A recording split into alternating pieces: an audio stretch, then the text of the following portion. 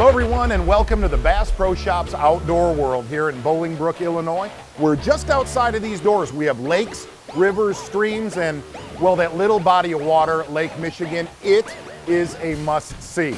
On today's show, Kevin Van Dam, well, he's gonna show us not all cold fronts are a bad thing. In fact, they could be a great thing for bass fishing. That's today's in-depth. Then, think about all of those lures in your tackle box that maybe you haven't thrown in, I don't know, like a decade. I'll show you what I mean when we go in the zone. But first, what do you say we get in the boat with, well, one of the best river fishermen in the entire country, Defoe? Here comes Fishing in 5.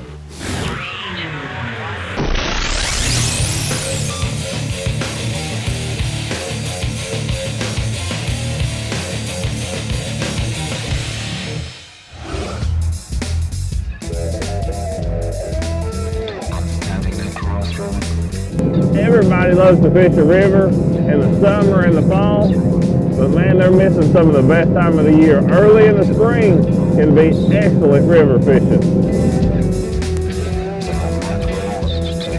Any time of year you're fishing a river, the amount of current is what's most important and dictates how those bass are living. It's no different early in the spring like what we have right now. Let's figure out how these bass are set up. There he is.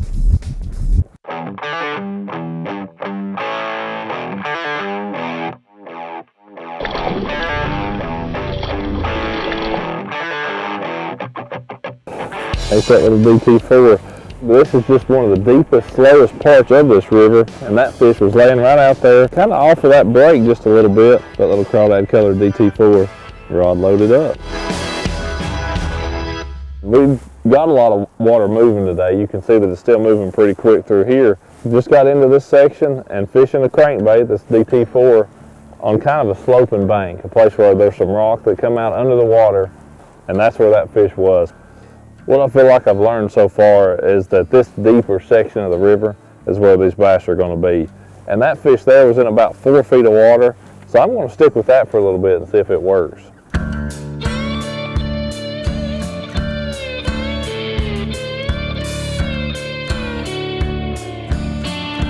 There he is.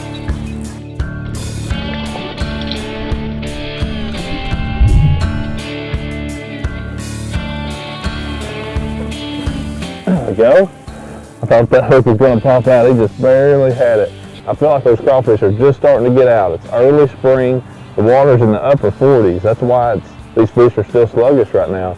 Water 48, 49 degrees.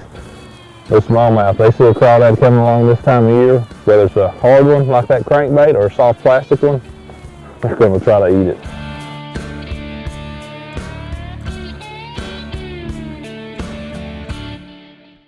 Springtime on the river system for me, it's primarily about crawfish imitating baits. Whether it's the Rapala DT4 in that crawdad color, or it's the Bass Pro bomb crawl, rigged on like a swinging head jig, something like that. Dye those tips orange a little bit, something that's imitating a crawfish. And with this water being up today, the current's flowing pretty heavy. I'm much more effective using a moving bait like that DT4 than I am something real slow trying to drag it on the bottom like that bomb crawl, because it's going to end up staying hung, washed under those rocks in this heavy current that we're fishing in today. It's all about matching the style of the bait with how much current you have to figure out the exact presentation you need to catch those bass.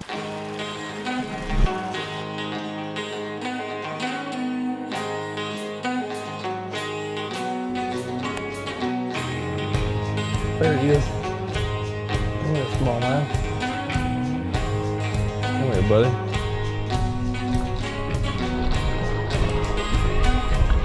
There we go. Man, that's a chunky little guy. He was right at the mouth of that creek. You know there's got to be some crawdads getting washed in that creek. That fish was sitting right there ready to eat them. It's a good day to be on the water, there's no doubt about that. Having a boat that will run and operate safely in shallow water is key. You got to have a boat that's capable of running through some pretty shallow water. This isn't a place to bring my big Nitro Z21. Too many rocks and too shallow water. You got to have a small aluminum boat, a tunnel hull or a jet drive, something like that, to be able to navigate these shallow waters but also be able to have something good to fish off of. So this Tracker 1754 that I've got, man, it's the perfect setup. Having this Deckhand 40, this electric anchor on the front, man, it works so good in this current. It's unbelievable. I can drop that anchor down, let out a little bit of rope, and I'm there until I bring that anchor up. You put all those tools in one boat, and man, you've got a river rat's dream then.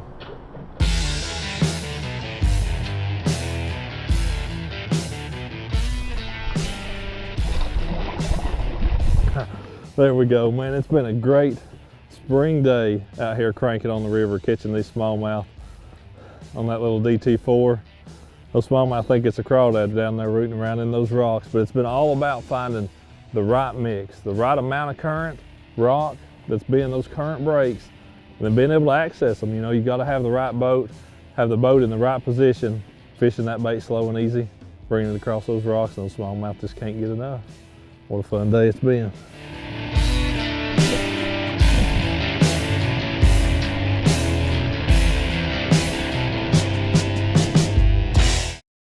Kevin Van Dam is faced today with the mother of all cold fronts, and we've all heard, well, that shuts fishing down. Does it? It's today's In Depth.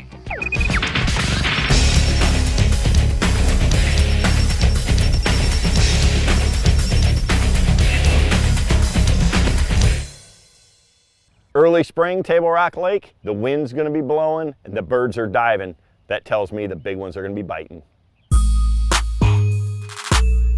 We're at Big Cedar Lodge, it's April, but boy, the last couple of days have just been crazy down here. It snowed yesterday, and anytime you have conditions like this, you gotta pay attention to what's going out on the water. I can see the gulls, they're diving all over here in the cove, all around the marina. So with 2 nights below freezing like this, it's got the water temperature dropped, you know, super fast, and the shad, it stuns them and they start dying. And the bass, they know that. When you've got this much bait and this much activity like that with the birds, it should be a great day.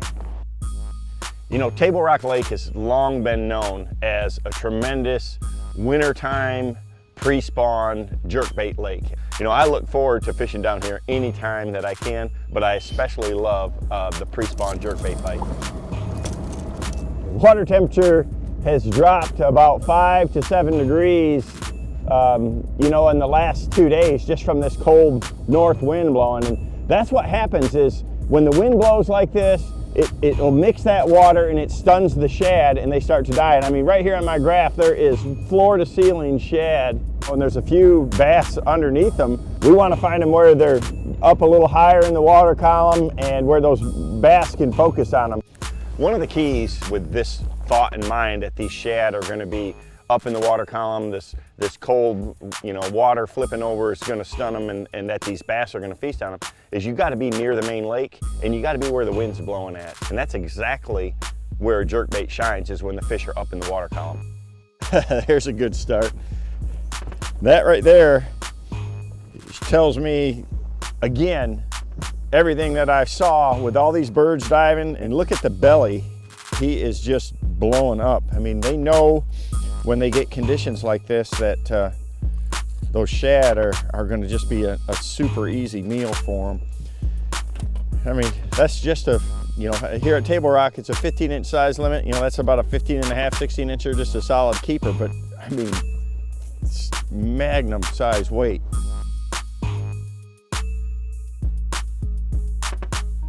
You know, one of the things that I look for with this pattern is main lake points, and especially where there's a transition of, you know, 2 different types of bottom composition and especially contour. So a lot of the bluff ends, you know, where the old river will swing next to a point, you know, even just a point where it's gravel on one side and it's chunk rock on the other, as long as it's got the wind pushing in it and it's close to the main lake, or, you know, the mouth of a creek or something like that, that's a perfect place to look. That's a fat spot right there. Keeper spot. This is a really good spot right here, because if you look out here to my right, there's the river channel, the bluff comes right here, where, I mean, it's literally 100 foot of water right here, and it's right at the mouth of this creek, and there's a point that runs out here underwater, and it's got the wind blowing right on it. So it's got all the right ingredients. You know, I just try to hold out here. You know, I've got my boat right now sitting in 40 foot, kind of right on the edge, and we're throwing over the top of about 20 right now. So, you know, this deep diving bait with 10-pound test Bass Pro XPS fluorocarbon really runs down about 12 foot. Well, the water temperature has fell. It's 48 degrees now, and it was 58 2 days ago. So, I mean, the water temperature is really dropping. It's got these shad stuns, and the jerkbait is just a perfect presentation for them. You know, right off the bat, the first spot I pulled up on, you know, it was immediate. I think my second cast, I caught one, and I caught one on my next cast and my next cast. And that's what you'll see, is when you find an area where these fish are there to ambush these shad like that, they'll be grouped up and ready to go. Yes, now that's 3 casts in a row where I've caught one. It's a nice table rock smallmouth.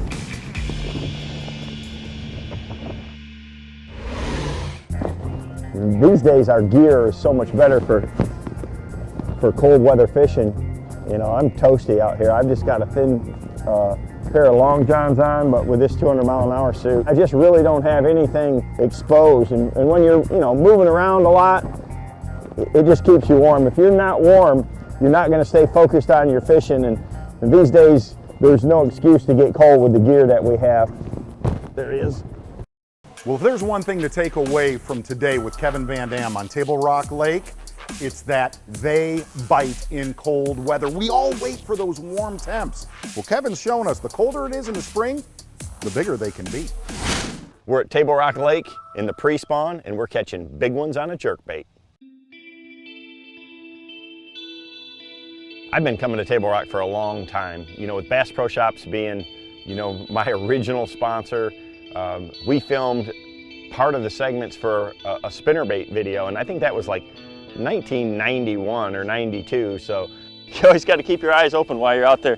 You know, it's just an incredible fishery, one of the best bass lakes in the country. Nice one. That's a largemouth. Good one. There we go. That's the beauty of Table Rock Lake is, you know, it's one of the few places where you can catch quality largemouth bass, spotted bass, and smallmouth. And I've caught all 3 on this one point right here. So, you know, I always try to fish my baits so that they're coming in front of the bass, you know, with the current that's created. You know, here, you know, there's power generation, so you know, the dam is this way, but the wind is blowing onto this like this. You know, it's creating current there. And, you know, I want to set up so I can make a long cast. So I'm kind of trying to throw across the wind or downwind, you know, if possible, just so I can pull that bait in front of these fish across the point. So nice with the spot lock to just be able to sit here and really pick a spot like this apart. That's the 6th bite I've had on this point, and it just, when you find them, you know, on this cold weather shad deal, that's how it is. They're going to be grouped up. You know, most anglers, they try to stay out of the wind if they can, but man, and you know, I don't want to fight it. I want to use it to my advantage. So, you know, if you got the right equipment and get that boat positioned right, you can really make a difference. You know, these jerk baits like this, you know, this thing's got a pretty long bill on it, but if I can make a cast that's an extra 30 or 40 or 50 feet, it really adds another 3 to 5 foot of depth to the bait. And the deeper that bait goes, especially when you're fishing water like this, you know that, you know, the bass are hanging maybe over 30 to 50 foot of water, you're just getting it that much closer to that many more of them. This is a Strike King 300 series KVD jerkbait, and it's a deep diver. And you know, I was working it with a pretty aggressive retrieve because these fish are definitely pretty active even though the water's cooler, but I was really working it with a lot of slack in the line so that it had a lot of pauses. You know, when you pop that rod and point it right back at the lure, it throws it that slack and allows that bait to really jump to the side. That's what they look for, is that super erratic action. You know, that's what those shad are doing, and it's just an easy meal for them to come and pick off, and that jerkbait matches it perfectly.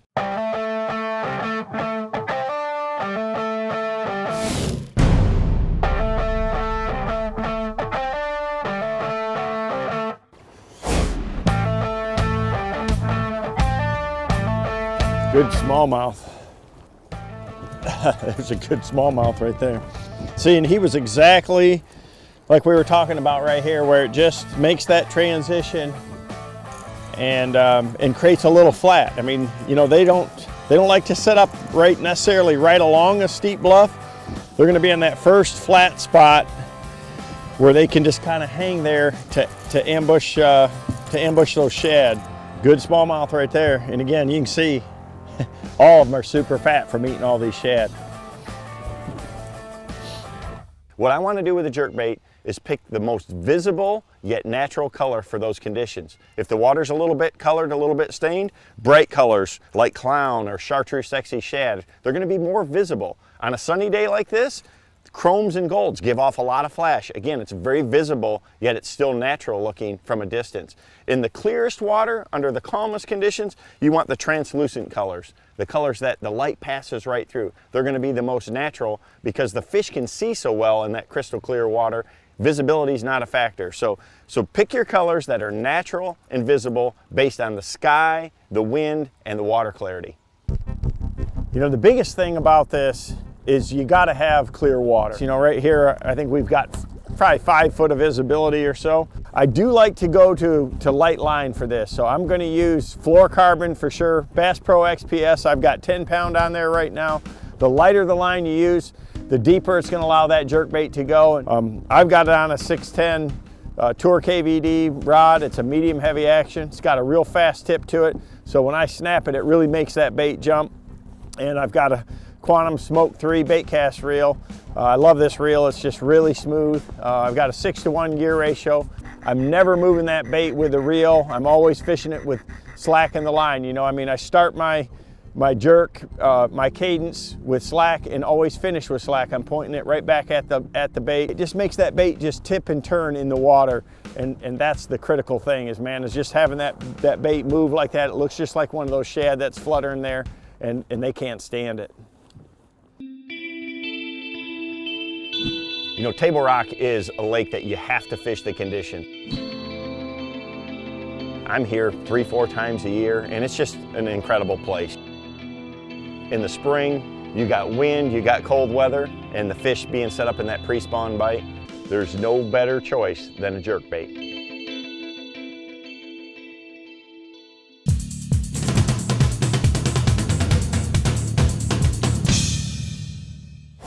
Here's a fast fact for you. One rod I never leave home without is my 8-foot punch rod. I have a high-speed Daiwa reel, my 8-foot Tatula Elite Series punch rod, 65-pound Maxima braided line, a River to Sea 1 to 1.5 ounce trash bomb, a Missile Baits D-bomb, and a new jack flipping hook just so I can punch and flip into an isolated piece of structure. Oh, look at that one. Ah. Folks, and that's a fast fact for you. Always have a punch rig set up anywhere you go, just in case you find something that you wouldn't normally flip into. You know, if you think about it, we all have certain lures that we just don't throw anymore that used to catch them every day we go fishing. Like this guy right here, the simple French fry, right? Well, I'm going to show you some of those forgotten lures. They still got power. It's today's In the Zone.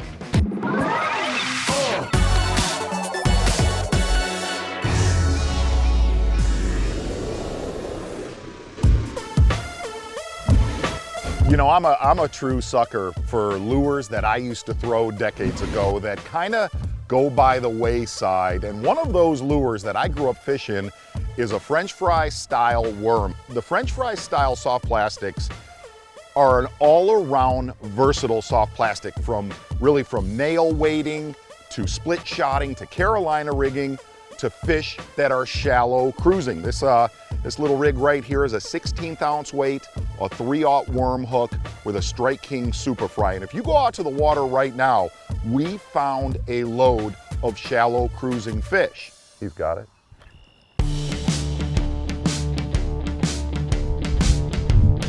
Throughout my youth, there's been so many different techniques that have come and gone, you know, and cool things come out. That's a nice one. Cool things come out and you end up seeing a lot of techniques and baits more than anything go away. What came out that shunned a French fry is a soft plastic stick bait. But the really cool thing about this is there's so many ways that you can fish it. Here's where I believe a French fry is at its true power, is a lot of our lakes that get pressure with a fluke style bait, a soft plastic stick worm, fish have become conditioned to it. That's where a French fry genuinely is at its height of performance. So the next time you're out, check it out. If there's a lot of fish cruising that you can see, just ease by them. Ease right by them, turn around, throw the French fry. Oh, there are very few lures in bass fishing that you can see them and go, oh, don't worry, we're gonna turn around and get you. That's so great. Hello everyone and welcome to Bass Pro Shop's Outdoor World here in Gurnee, Illinois. And just outside of these doors, Lake Michigan, Fox River chain, and over 75 lakes. Something a lot of anglers don't know about. And on today's show, do you want to be a better deep water angler? Well, Tim Horton, he is one of the best that there's ever been, and he's going to show you exactly how to find those offshore treasures on In Depth. Then, do you want to learn how to fish the umbrella rig and really catch them? Well, that's going to be in the zone. But first, Ish Monroe is going to show us that a drop shot, well, it can be used pretty much all over the lake. Here comes fishing in 5.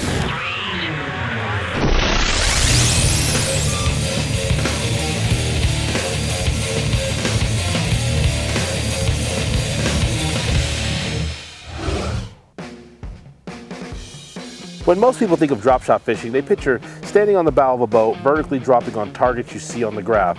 But I have 5 very different techniques you might not have thought of, so let's give it a shot. Got him. How about this? Using a drop shot to search main lake points for those fish. Sometimes they get finicky. They can be blind casted to, fan casted to, and you can work your way from shallow to deep. What we have here is a point right here, and caught this fish actually relating to the bottom. And so you can actually catch drop shot fish relating to the bottom.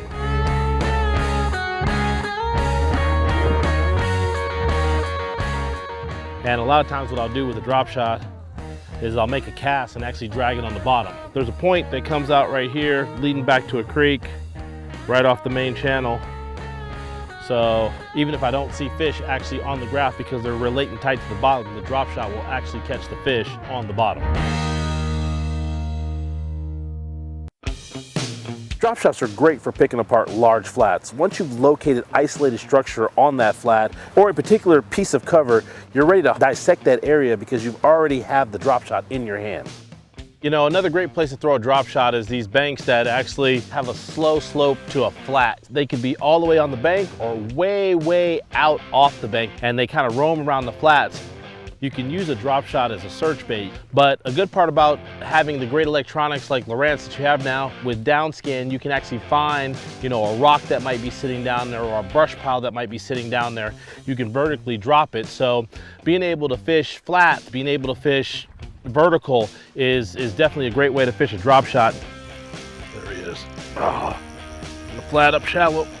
If you see any type of structure out on these flats, usually there's a fish on it. Here's something you may not have thought of. A drop shot can be used for catching suspended fish, like fish relating to bridge pilings. There he is.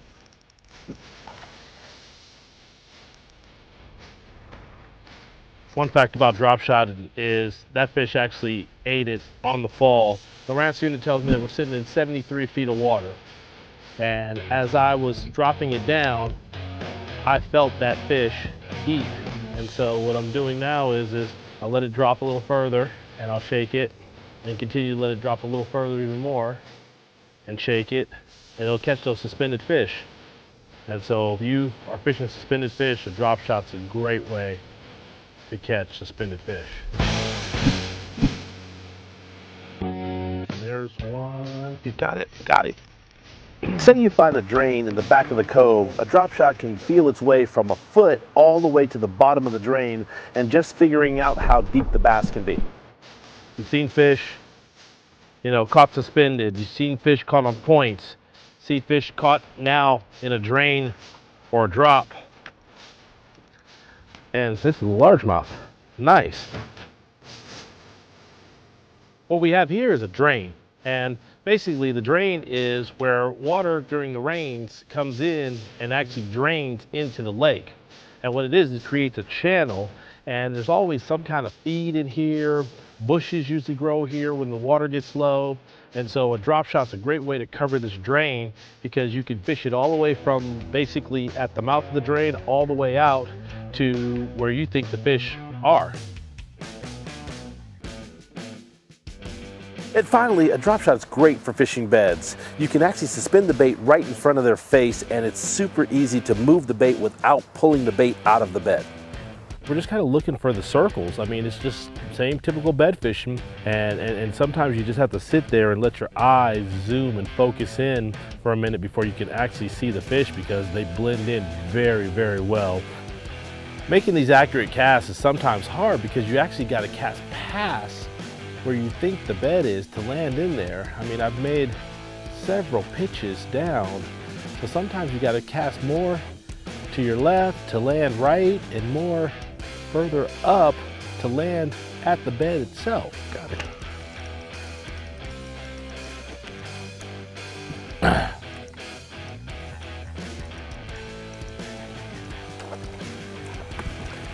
Oh, big old spot. Look at that thing. Oh, spawners out there, and you know, drop shot's one of the best ways to catch them. Look at that thing. Next time you have a drop shot tied on, remember these tips, and you might find yourself catching a few more fish with the drop shot in your hand. You know, one of the hardest things in bass fishing is finding offshore schools, uncovering the invisible. Tim Horton's going to show us there's one big key. It's today's In Depth.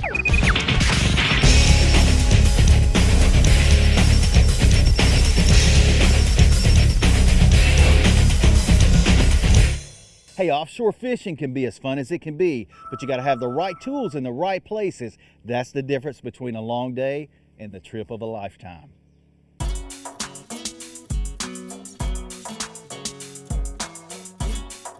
What we're going to do out here today is not only looking at certain lures, but more importantly, finding the depths that these bass are at. We talk about what lure to use, we talk about what cover to fish, what technique, but it's the depth you're fishing. Nothing's more important. It's more than the lure choice, rod, reel, boat, electric. It's more than anything, it's the depth. One of the big indicators of how deep bass will be is current flow or the lack thereof. And situations dictate that from a lot of different things. There's a fish. It can be, take a look at this one first. Oh yeah. Oh yeah. Sweet. It can be a lot of different things. It can be, that can be dictated from how much rainfall you've had, wind, or as we have here on Pickwick Lake, hydroelectric power, which is determined by how much electricity that they're needing to generate. Right here, we've got a bar that comes out, and it tops out at 12 to 15 when you got heavy current flow. That's where those bass are going to be. When you got less current flow, they're going to be out here in this 20-foot range. And 15 to 20 on this spot is about 30-40 yards apart because it's a slow tapering ridge. And to be able to know the current flow and where they're going to be positioned is everything, because these fish are in tight groups. And if you're not making a cast exactly where they are, you might as well be on a different part of the lake. One thing that happens in all lakes, and Pickwick Lake is no exception, the upper portion, the bass are going to be shallower. That has to do with a lot of things. The current flow coming out of the dams, the oxygen content is going to be richer, and a bass naturally wants to stay shallower. The water's usually going to be a little bit more stained. As you get down the lake, it's going to start cleaning up. Less current flow, and all of those factors mean the bass are going to be deeper on the lower end and shallower on the upper end. That's the thing that you got to keep in mind. You're not going to use the same lure throughout the entire 30-40 miles of the lake. And when you're running and graphing, you got to keep that in mind. Hey, I've got to start looking out deeper as I get toward the lower end. It's really a lot of variables to take into consideration. Watercolor is one of them. Current flow is the other one. cloud cover versus sun cover, the time of day. You just take all of those variables and know, hey, what depth am I looking for? Have lures that's going to allow you to fish different depths during any given day, and you're going to find for a lot more success. You know, what I like to do is just idle up and down. I'll take a look at my Ray Marine and just go, you know, up and down those ledges till I see those schools of fish. But once you get dialed in on what's happening, it's going to be pretty consistent on a given part of the lake. Oh, here they are right here. That's a load of them. The contour of that first location is a typical place where the current is hitting the head of an underwater island. And it's just a matter of finding the right depths at where the bass are. Oh, there's one. Here we go. And that can even change throughout the day. This particular spot, they were at about 17, 18 feet of water, and boy, were they there. Oh, look at this one. Another big one. Look at this.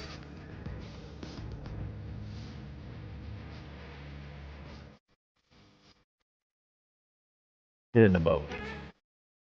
Yes. Now that is cool. One of the biggest things is in your lure selection, you know, we catch a lot of these fish on crankbaits, is being able to get to where you're going to hit the strike zone at the right time. I don't want to be banging bottom 20 feet before I get there. I want to be able to hit the bottom about the time where those schools of fish are. And what that allows you to do is to get in on them without spooking them. In other words, it's almost like a reaction strike that happens really quickly. I like to get about a third of the way off of them. Whatever the length of my cast is, I want to be a third of the way to them to make the cast toward the school of bass. There we go. There's one. Oh, that's a good one right there. There goes small. Yes. Look at that big smallmouth right there. I want to tell you, that's the cool thing. You know, we'll get back to talking about that distance. Oh, yes. Look at that gorgeous smallmouth.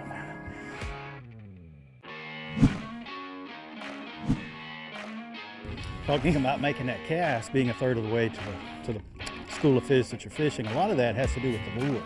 Carolina rig, a plastic worm, you can get a little bit further away because obviously your lure's going straight down, but you got to think, when you're throwing a big crankbait,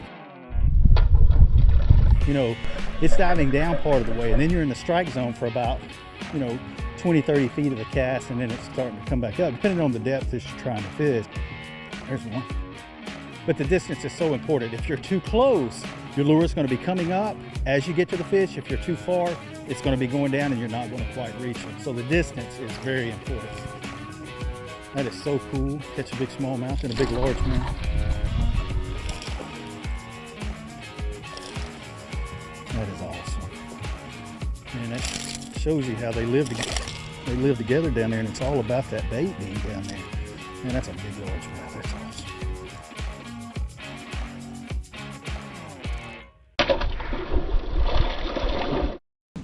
You know, one thing when you're fishing offshore is have a rotation of baits for an offshore school. Crankbait, well, it's a great way to find them and wear them out. But the other side is they will get conditioned to a certain lure. Have a worm, a jig, a drop shot ready. I guarantee you, if you have a rotation, every time they slow down and you fire something else in the school, you'll fire that school back up.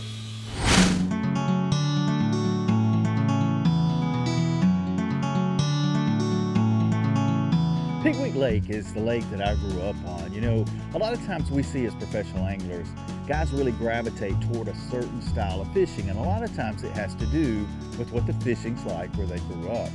And for here, offshore structure fishing is a dominant deal, especially in the summertime. They really group up in schools, and you can catch them cast after cast.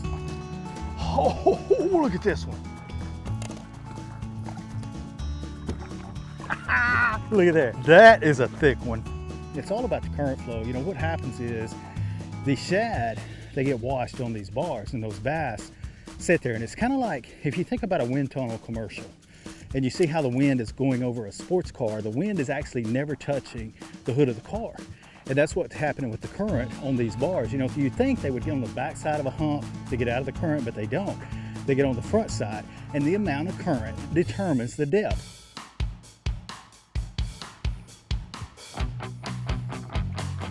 You know, one of the big things is getting the right lure. You know, these fish right here are really deep on this spot, about 22 foot. And throughout the lake, there's fish that are deep, there's fish that are shallow. It's a really deep diving crankbait, and I want it to be hitting bottom. But, you know, it's easy to think, hey, I'm gonna go up the river 30 miles and throw this same lure.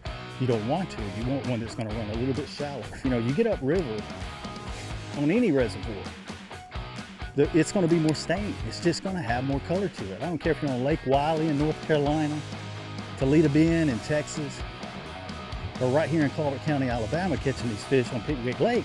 I can tell you right now, we leave and go upriver, I'm gonna have to go to a shallower running crankbait because those fish are gonna be shallower. All of these are deep diving crankbaits, but there's a different depth range and perception that goes on with that. This is not the deepest diver that we threw out there today. This was a Z-Boss 22, but having the right line is one of the biggest deals. This is Bass Pro Shops XPS 12-pound fluorocarbon. If you get out with too big of a line, you're not going to get a deep diving crankbait down to its maximum depth. And then a rod that's really going to load up. This is a White Ice 2 Ducket cranking rod that I designed for them in a 7-11 medium action. The reel, you gotta have big line capacity. Don't get a low profile reel when you're deep cranking, because when you make those really long casts, you're gonna lose all of your line feel, which is gonna deduct your gear ratio. And this is a 6/4-1 Lew's BB1 Pro. Now, another thing to keep in mind is your soft plastics. It doesn't matter if you're using it on a jig head. This here's an Edwin Evers head turner. I really like this. But the thing about a worm that you can use, and a lot of people like this over deep cranking, is you can use this at any depth. It doesn't matter if you're on the shallow end, on the upper ends of Pickwick, or down on the lower ends. This is just a 3/4 ounce head with a big worm. In the summertime, I really like the big hand forward plastics, and it works really good. But whatever it is that you like, whether it's a Carolina rig or a jig, I like to always have something available besides a deep diving crankbait, especially if they're not pulling current. You can get a lot more bites on it.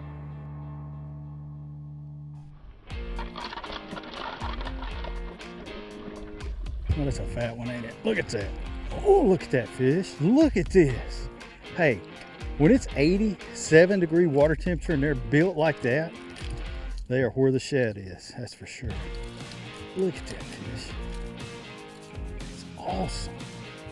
Look at that. That is a tub. The further you get down on the lower end, the deeper the bass are going to be. I mean, we're talking these fish right here, 25, 27 foot. But I mean, they are all the way out here. As we got down to the lower end, we're choosing the deepest diving crankbaits available. But the big key again, the 12-pound Bass Pro Shops XPS fluorocarbon. This lure will hit 25 to 27 foot, but only if you're using the right line. We'll put this on 17 and 20, and it's just not going to work properly. Again, the big rod, the 7-11 Ducket White Ice 2 with the Lew's 6/4-1 and the BB1 Pro. Ooh, that's a good one. That's a good one. Man. For here, offshore structure fishing is a dominant deal, especially in the summertime. They really group up in schools, But it's the depth you're fishing. Nothing's more important. Then use the proper tools to be able to catch those bass. That right there is a Pickwick Lake tub.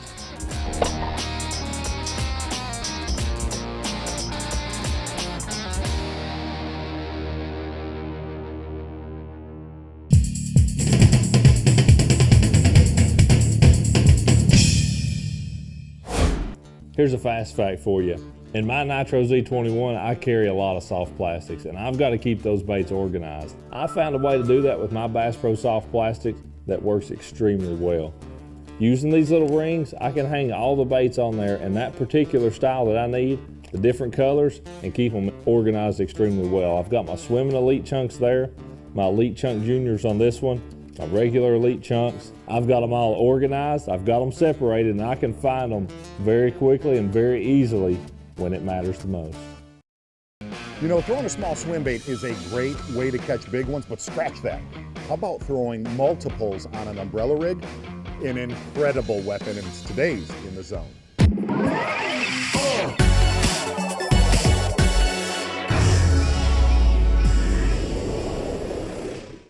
Are you kidding me? Get over here! What do you think he was thinking when that goofy thing came by? You know, throughout all my tapings, the one question I get a lot about is umbrella rig fishing. And I'm telling you, it is a weapon, shallow or deep like we are today. It's fairly simple. It doesn't look that simple, but I use all 3/16 ounce jig heads with 3.75 Rage swimmers or a Bass Pro Shop speed shad. I've thrown wires, no wires. I've thrown every one of them. The one I throw the most is a short arm Strike King titanium umbrella rig, and here's why. There he is, there he is. When you unhook a fish, you don't need to sit there and bend wires back. You just unhook them and shake it, and it goes totally ready to go. Watch how they react. When you find out how they react to an umbrella rig, whether you're straight reeling, whether you're flaring it, whether you're pausing it and letting it fall, that's what you want to duplicate to get more bites on it. You know, I envision that bottom swimmer is the one touching the bottom, and those other four are pop, pop, pop, pop, pop, pop. There he is, there he is. Gosh, when they bite that thing, get them in the boat so you can get back out and catch their buddies. That is why you throw that. That bite, whoa, it is. Truly the way I fish an umbrella rig, I launch it as far as I can get it out there on straight 20-pound Seagar Abrazex fluorocarbon. I rarely use braid. When you throw the umbrella rig this year, number one, get it out there, reach out and touch somebody, pay attention to your cadence, and knock their lights out.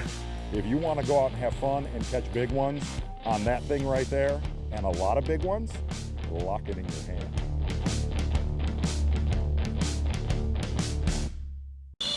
Hello everyone, and welcome to the Bass Pro Shops outdoor world here in Bolingbrook, Illinois. And outside of these doors, largemouth, smallmouth, panfish, and some of the most world-class salmon and trout fishing in the world. It's a must-see experience. And on today's show, well, everybody knows the pre-spawn, probably the #1 time to bass fish. Hot Defo is going to show us where to start. It's today's In-Depth. Then, you see we open the tackle box and, well, we're going to visit an old friend. That's right, Mr. Lizard. That's today's In the Zone. But first, what do you say we head down south with our guy Chris Lane and really dive into fall fishing? Here comes fishing in 5.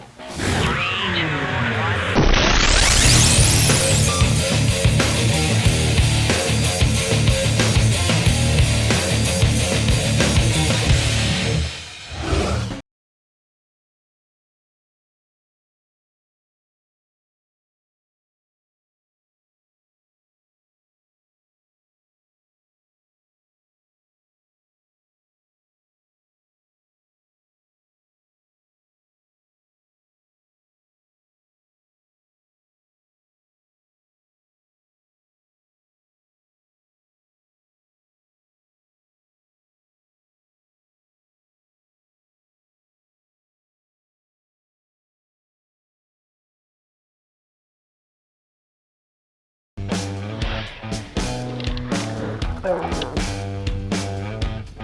Another fish there. Man, square billing. Oh, yes. Square bill fishing, one of the biggest things you want to look for is shad. How do you know they're shad? Well, the shad, a lot of the times will show themselves. They'll be popping up on top of the water. They'll be bouncing. They'll be swimming down the bank. A lot of times you can see them flicker. That's when you want to throw a square bill on the bank. Here it is, it's October, and this is a huge impoundment of a body of water that we're on, and we are way back in a creek. And the great thing about this is the shad are showing themselves. So where we see shad flicker down this bank, we're throwing this RC2 in there and catching fish. You know, just like we were fishing on this transition little rock bank right here. Shad are pushing up, the wind's blowing in, it's a cold north wind. Where you catch one, a lot of the times you can catch more. In the springtime, what you'll look for is you'll look for some of the same action, but you're gonna look for hard bank. You want rocks, you want riprap, something like that, because that's gonna hold the heat, and that's gonna hold the fish and the bait.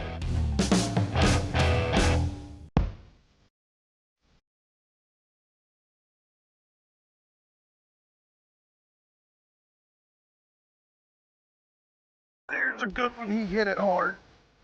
Yep. Nice fish.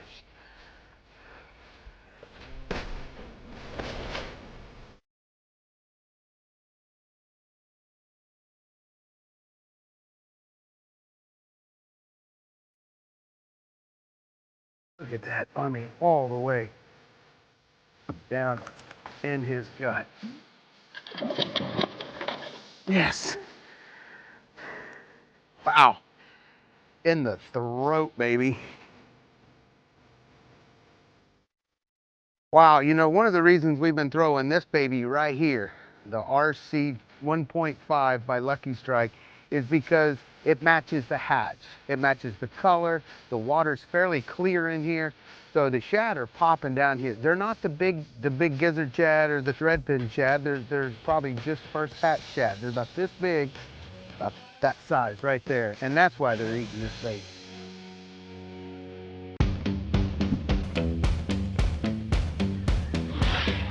And one thing when you're throwing a square bill, make sure you got the right equipment. This is the Johnny Morris 7.1 medium action rod with a 6.3 platinum Johnny Morris reel.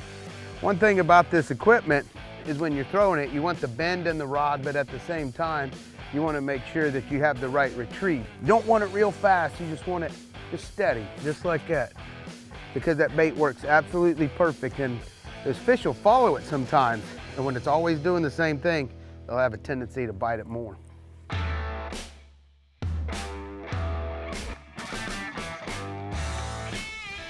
Hold on.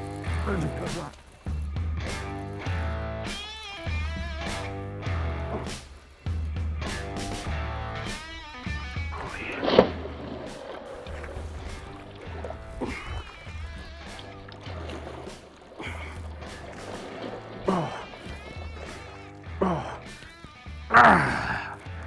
Chunky monkey. Man, I tell you what, catching fish on a square bill is some of the funnest ways because that hit is so hard. So go to Bass Pro Shop, get you some Lucky Strike RC 1.5s and catch you a bunch of fish. It's fantastic in the fall and in the spring, and when them shad are running the bank, it's what you need to catch big fish. Let's put him back.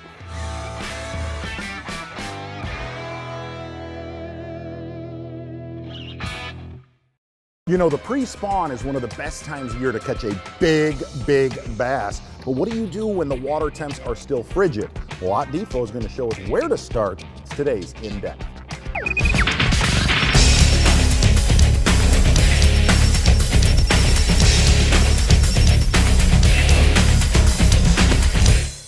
Do you know when the most bass are caught? Early in the spring.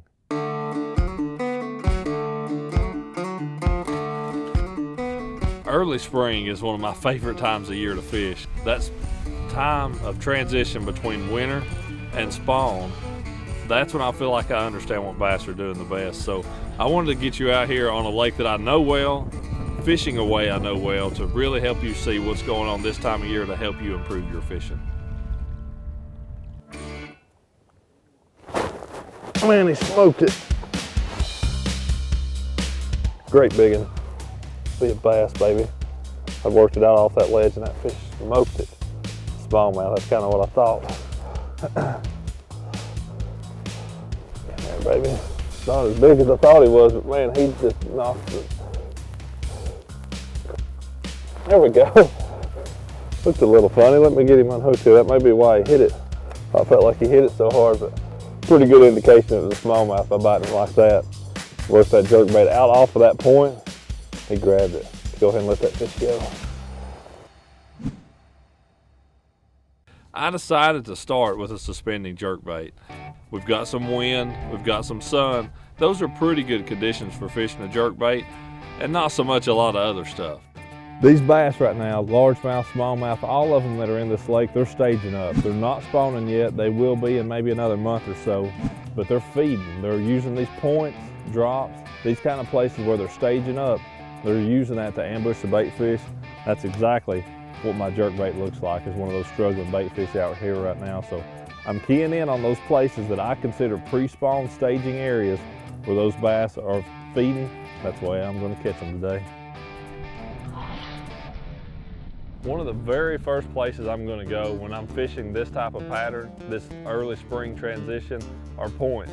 Whether it's a main lake point, whether it's a bluff point, whether it's sloping points, secondary points. You're going to figure out a pattern if you run enough styles of points pretty quickly to figure out which one of those bass are on. Nice largemouth. Just inside this point right here. Mr. Bass. Stay on the hook. Don't get one of them in me, I just want to keep it in you. Come here. Let me get a hold of you like that. There we go. Just working that jerkbait down the side of this point. That fish ran up there and tagged it. That's a pretty nice one too. Went to twitch it and he was already on there. Good chunky bass. Let's go ahead and get him back in.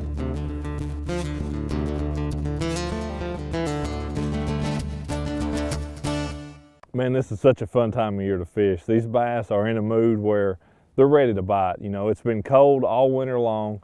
You finally got enough of those warm spring days that the bass have started to move. They're starting to make that push up shallow. And Highland Reservoir is some of the places that really start getting good first. When that water starts warming up, you get that 48, 49, 50 degree mark. Those places that are steep, you know, you want something that's not necessarily a bluff anymore like you were fishing in the winter when that water was extremely cold. The stuff that's steep, you know, 60, 65 degree bank.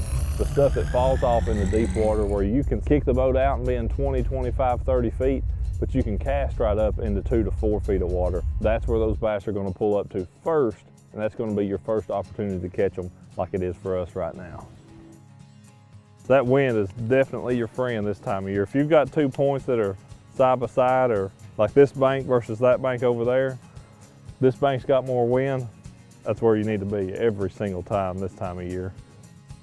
That is a very extreme rock transition, but those are the perfect kind of place for these bass right now. You can see the lay of that land is very steep, but when you've got those rock transitions where you go from real good jagged stuff to this just kind of smooth slate, those are places that those bass use. They just use those to feed. It's much like a grass line in a grass lake. A rock transition in a rock lake, that's what you're looking for. There's a lot that goes on with the weather this time of year. You know, in the spring, it's constantly front after front after front. And there are certainly days where the fish just bite better than others. For me, the ideal day would be warm, some wind, and a mix of clouds and sun. You get those warm days with a southwest wind, and that before a front comes in, that's as good as it gets. You can see the way all these kind of look like fingers, all these points that are sticking down into these pockets, down into these creek arms, and even into the main lake. All these points stick on out and run all down into the water. Now they're certainly not all created equal. Some have better veins of rock, some don't. Some are just a little bit slicker. But all these points come out and they're going to touch that deeper water pretty early in the spring, and you can see that this water's down. I mean, there's a lot of bank exposed. And that's normal for this time of year. This is a drawdown reservoir. This is a place that they use as flood storage. So by the end of May, this lake will be up, docks will be floating, and it'll look just like it should. We're here in late March. Most of these bass in this lake spawn somewhere between the 2nd and last weekends in April. So they're feeding up, they're wanting to put on those pounds to be able to carry them through that spawn time frame. Fishing that jerkbait real slow and easy. Just went to twitch it and he was on there. Might seem odd to think with the water in the 50s out here right now that these bass are staging to spawn. This water is going to continue to rise in this lake for the next couple months. And it's going to rise so much that that bass that I'm catching out here right now, they're going to end up spawning up around a tree like that. They'll spawn right at the base of that. The water will be up there in a very short amount of time, just in another month or a month and a half. So these bass are staging. That's where they're going to end up. You know, there's 2 things to remember when you look at that temp gauge and the waters are brutally cold like Odd is seeing today. Number 1, fish feed in windows. When it's warm, they could feed for hours. When it's brutal cold, could only be for a few minutes. The next thing is, wherever you get a bite, generally there's 2 or 3 there. Douglas Lake is a place I've fished since I started bass fishing, basically. And actually the very first limit I ever remember catching in a tournament was on Douglas Lake. So a place I have a lot of history from beginning of my love of bass fishing all the way up to a professional level. Douglas is really an old friend. I mean, it's a place that I know so very well. I can tell you every point, every rock, and it's one of those places that when I'm there, I'm just comfortable.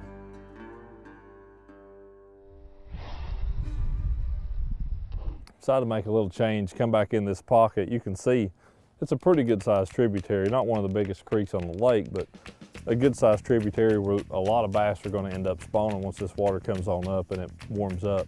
For me, that depth range, it kind of seems to be the magic number, is about 4 to 8 feet. But that coincides with the watercolor. The dirtier that water is, the shallower those fish are going to be. The clearer that water is, the much more likely those fish are going to be holding in a little bit deeper water. So for the kind of watercolor we've got on this lake today, I'm expecting those fish to be in that 4 to 8 foot depth range, whether they're out on a main lake point or they're back in a pocket on a secondary point. Just took a couple casts. Even better one too. The change was due and it didn't take long to pay off. There we go. Man, made a quick change and it paid off. Just about 2 or 3 casts in. Come back in this pocket this time. I'm still fishing staging areas. Just changed it up a little bit shallower than where I have been. I've been out on the main lake, fishing those main lake points. Come back in here to a secondary point, dirtier water, shallower, a lot of bait fish. Paid off with the bait change too.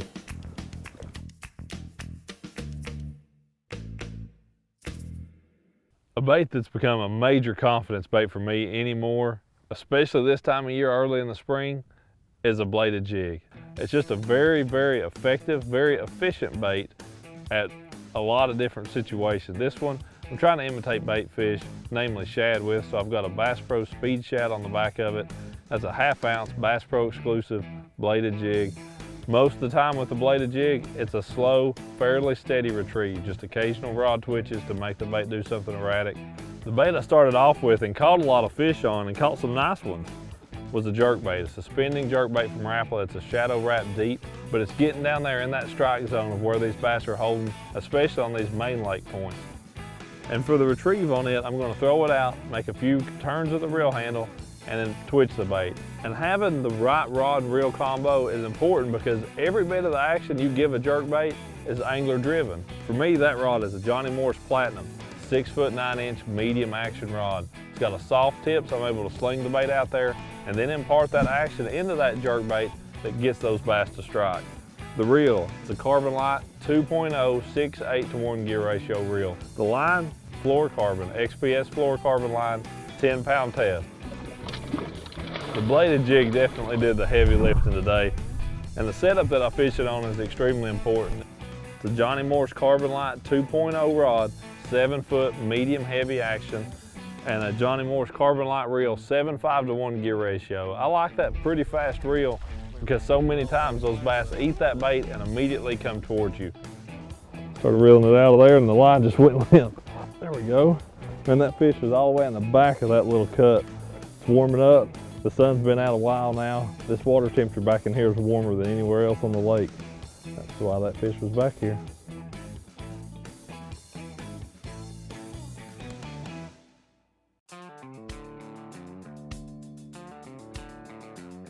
What a day it's been. I've caught a lot of great fish today.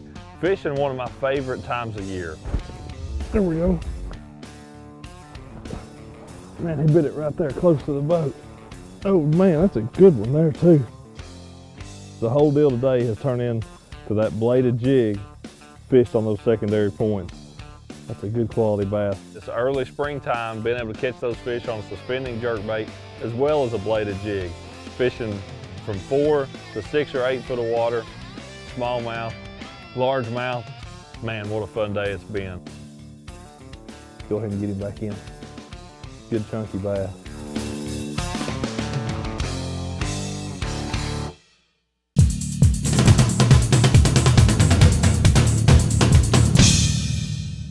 You know, I love to fish windy banks, but one of the things that a lot of people overlook is the direction of the wind and how the bass is going to be facing. So, you know, the easiest thing is definitely to throw straight downwind, but the wind is going to create current and those fish are going to be facing into it. So what I try to do is get on a point like this with the wind blowing in it and be able to throw across the wind. That way I can still make a good long cast, but it's coming, my bait is coming right in front of the fish that way. So instead of pulling it from behind him and towards him, this way that fish is setting up with his nose into the wind, facing into that current, and that bait swinging right in front of him, just like a bait fish would in nature.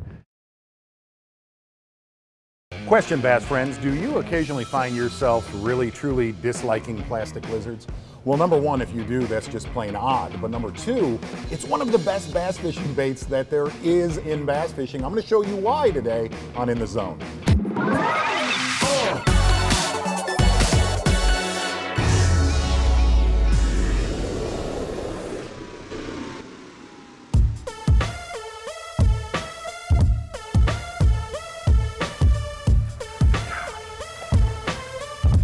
Old school lizard fishing. That is phenomenal. I mean, in all honesty, if you're up cruising around with your friends, your girlfriends, do you want that swimming by you? Are you kidding me? You know, one of the most amazing things in bass fishing, when that water temp in the springtime hits 55 degrees and a lot of those males and females push into their spawning areas, whether it's seawalls or lily pad stalks, they want to disintegrate everything in that area before they get to breeding, okay? Look at how beautiful. Whether it's a bluegill, a little baby helpless crawdad, right? How about a lizard? What would you do if that thing right there was walking by your bedroom? Step on it, eat it, punish it for no given reason. You don't want that near you. I wouldn't want it near me. But what I look for the most when I'm lizard fishing is pad stalks. For some reason, when you're around pads is when a lizard seems to really, really shine. And all you're trying to do is envision in your brain that you're creeping it through those pad stalks and you're creeping it through there, and there's one just waiting to lunch it. The way we had it rigged on the water today, a little 3/16 ounce weight, a 4/0 Trocar Pro V worm hook, and a Strike King Rage lizard. And if you go to Bass Pro Shops, they have thousands of different lizards. When you look at your water temp this year, okay, and it says 55 degrees, trust me, if you launch this in spawning grounds, those big girls, they don't want it near them. Yeah.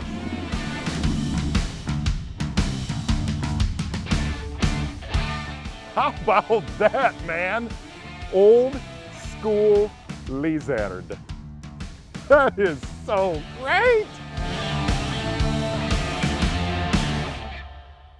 Hello everyone and welcome to Bass Pro Shops Outdoor World here in Gurnee, Illinois on the north side of Chicago. Just outside of these doors, great hunting, fantastic fishing on the big lake, something you have to check out. And on today's show, if you want to learn to be a better topwater fisherman, no better to learn from than Ish Monroe, and he's going to show us what to look for and when to throw a topwater.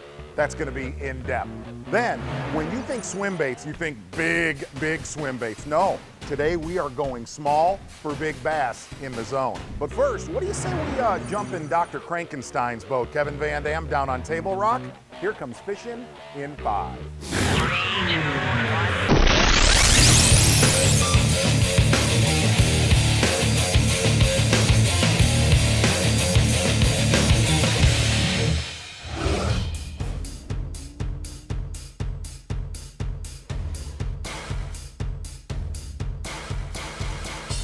There he is, right there.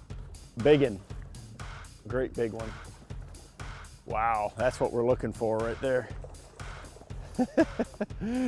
This is the time of the year when these big fish move up, and look at how he ate that crankbait. Oh, come here. I mean, what I've got is an orange brim colored 5XD. And I'm just fishing, you know, these kind of transition banks where two different types of bottom composition come together, and that's key. So quality bass.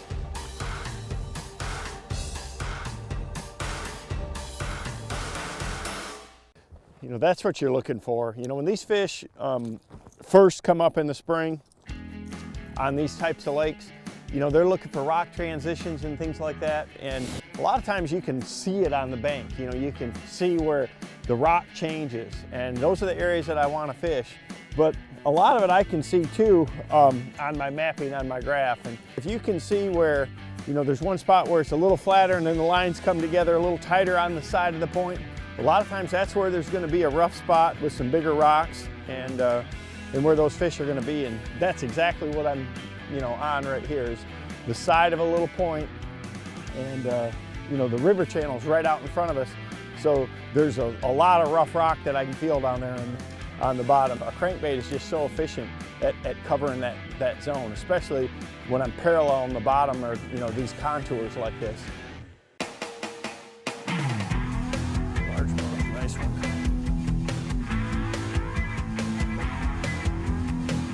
Gosh, in the spring like this, man, it's all about the crayfish.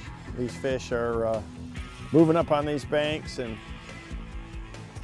you can throw a lot of different baits, but to find them, I really like to throw a crankbait. You know, any of these highland reservoirs that just have so much rock, you know, there's going to be a huge population of crayfish in them, and to cover a lot of water when these fish are just moving up on the banks and things like that, it's hard to beat a crankbait. And it's really about focusing on that depth zone. So what I've got right now is, you know, I've got 2 rods rigged identical. Both with, you know, 10-pound Bass Pro XPS fluorocarbon on them. On one, I got a Strike King 3 XD crawdad pattern, and I've got this orange brim, which is very crawdaddy looking, and a 5 XD on this rod. So if I'm trying to fish that, you know, 8 to 10, 6, 8, 10, 12 foot zone, that 3 XD is perfect. It's got a nice small profile, and you know, this 5 XD really hits that little deeper zone a lot better. So I've been catching them on that so far. And that's what I love about that XD series of Strike King crankbaits is they continue to always find themselves. You can burn them on a rocky bottom and they'll kick around, but they immediately right themselves, and bass can't stand that action. It's just like a crawfish kicking around or trying to get away from them, and they just react to it. But I want to pick up whatever bait is going to cover the depth zone that I'm trying to fish. So right now, it really seems like, you know, that 10 to 15 foot zone is key, even a little bit deeper. So that 5XD will really hunt that zone real well. So I'm getting dialed in pretty quick.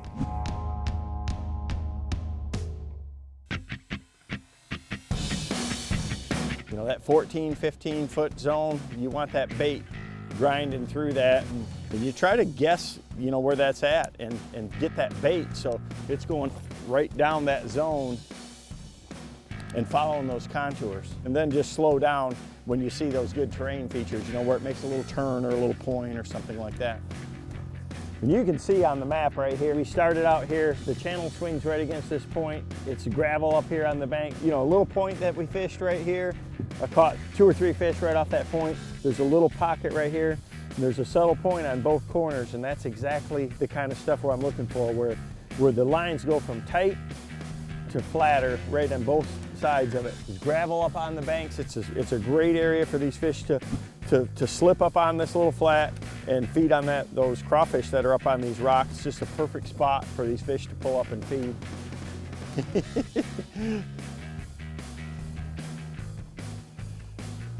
Oh, chunk. Gosh. There's a little solid guy right there.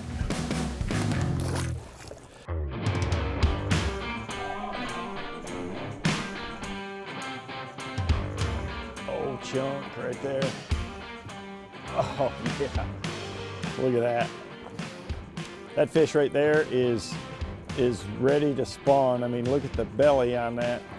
It's just that time of year. And you know, the bass lead a lot of things, but early in the year like this, when they're getting ready for that spring spawn, eating a bunch of crayfish really puts on the pounds, and that fish is really close to spawning.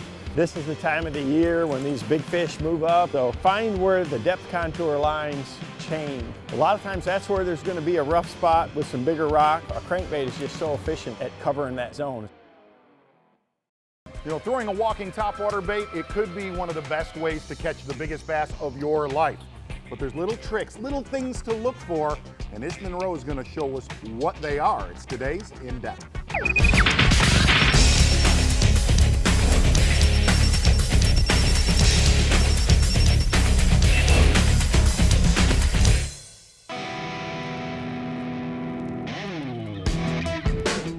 love to get up early and get a good start, you know, especially when you're fishing topwater, because there's always a couple of key bites that happen in the morning. But, you know, some people believe that once that sun hits the water, that the topwater bite goes away. It doesn't necessarily go away, it just changes. And you have to go and find the right conditions to catching those fish. Oh, there he is. There we go, look at that thing. Oh my goodness. Everybody thinks low light conditions, first thing in the morning, late in the afternoons are the best times to catch fish on topwater. Now that is true, but the biggest and a lot of fish I've caught have been when the sun is up, middle of the day. You know, if you fish it all day, you're gonna key in on a few more strikes that you wouldn't normally get with any other bait. So let's get this one back in there and catch another one. Nice.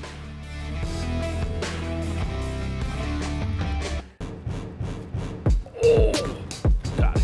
Come back and get it.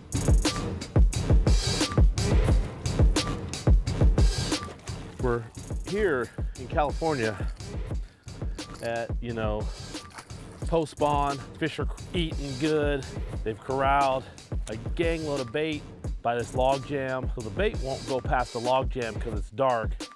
And so it's just basically the fish have pushed all the bait up there and just makes them easy access. And right now they're just slashing at the bait because there's so much of it. Oh, that's a good one. There he is. Oh, that's a good one.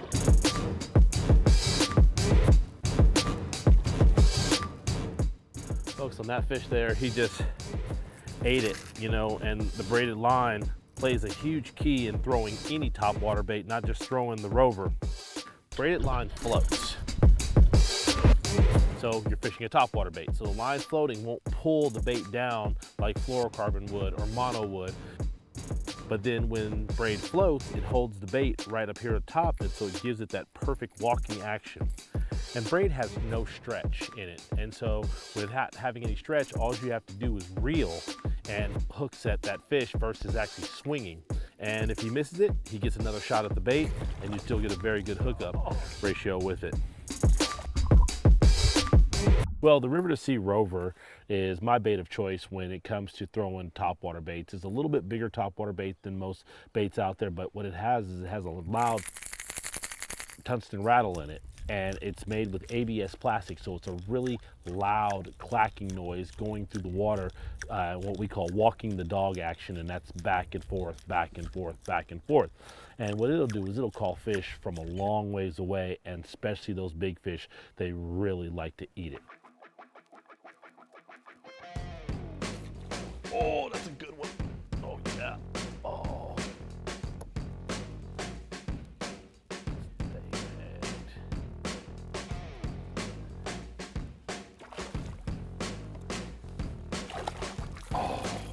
That thing there, gosh.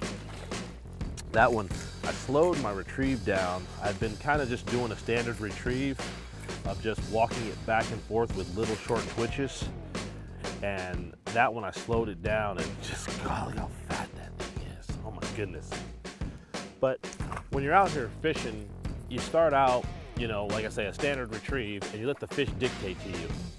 And basically standard retrieve is just short twitches of the rod tip to get that bait walking back, forth.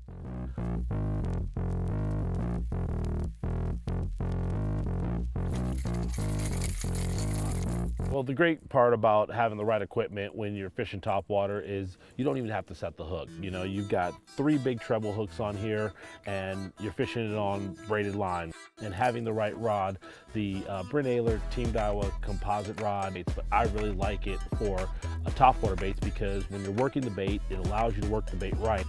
7:3 to 1 gear ratio, high speed, Daiwa Tatula SV reel. Basically 1 turn in the handle takes up 3 feet of line. So you're working the bait, fish eats it, and you feel it. All you do is turn the handle, and I mean, you take 3 feet of line is basically setting the hook into the fish. When I know that I have everything set up exactly right, I know I don't have to set the hook. But that's a good smallmouth. Look at that smallmouth. Wow, it's a really good smallmouth. If you second guess yourself and you don't have the right equipment, you're going to be swinging and setting, and you have to give those fish a second chance, because how many times has a fish taken 2, 3, 4 times to actually blow up on a bait and get it? Look at that smallmouth. Wow. Beautiful specimen. No matter what topwater bait you're throwing, pay attention to one thing, cadence. Whenever you're throwing a topwater bait, working it fast, sitting still, or a medium retrieve, whenever one blows up on it, you want to duplicate that over and over again. I promise, if you watch your cadence, you might catch 2, 3, maybe more next time.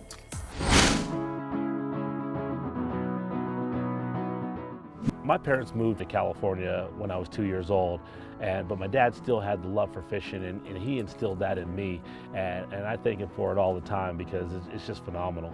I started fishing tournaments when I was 14 years old, and at 18 years old I went pro, and the first fish I catch in my first pro-am at 18 years old is a 7-pounder that eats a buzzbait right at the boat. And it's really hard for me to ever leave California because I've got some of the best lakes here, the beautiful scenery. I mean, basically we're in the gold country right now. I mean, they always say there's gold in their hills, and it's just, I'm so happy to be here.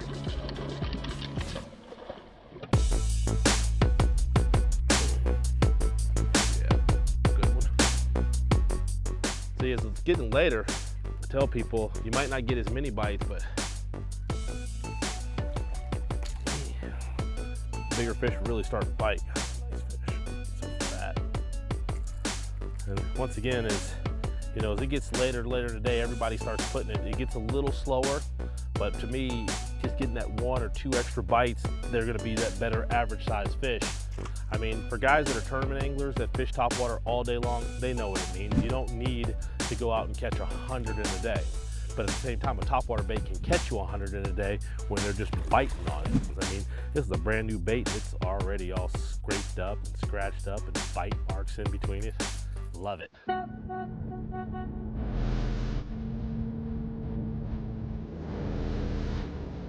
So I was running by, and I mean, I saw something, and instinct plays a huge part in this deal of fishing. And what it was is I saw 2 things that I really wanted to fish. One, I've got some shade because I've got the mountain that's actually dropping some shade in the water. And in the back of the pocket is an isolated, big, bushy tree. So you definitely have to go fish that and to have an opportunity to really big fish. So instinct plays a key.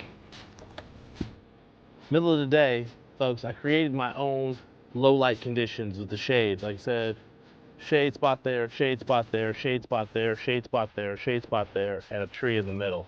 I mean, those are places that the fish are going to key in on, and I love it because who doesn't want to catch fish on the topwater all day long? Got it. Oh.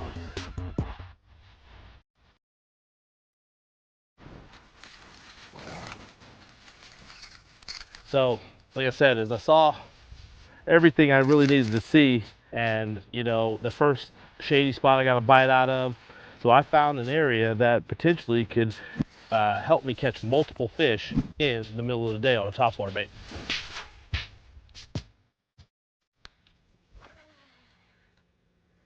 A nice shady spot right there.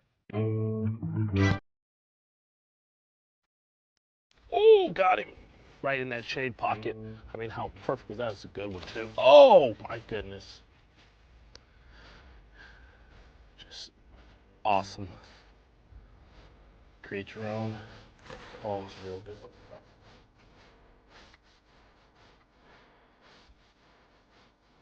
Oh yeah, look at that one.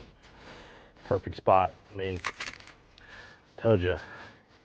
You call it when you want to catch some big fish. Everything was right. Instinct played a key in that. Like I said, I found everything that I could pretty much want, and shooting for a big fish was shade, dark spots, a big tree. I mean, gosh, and then you catch those big ones just like that.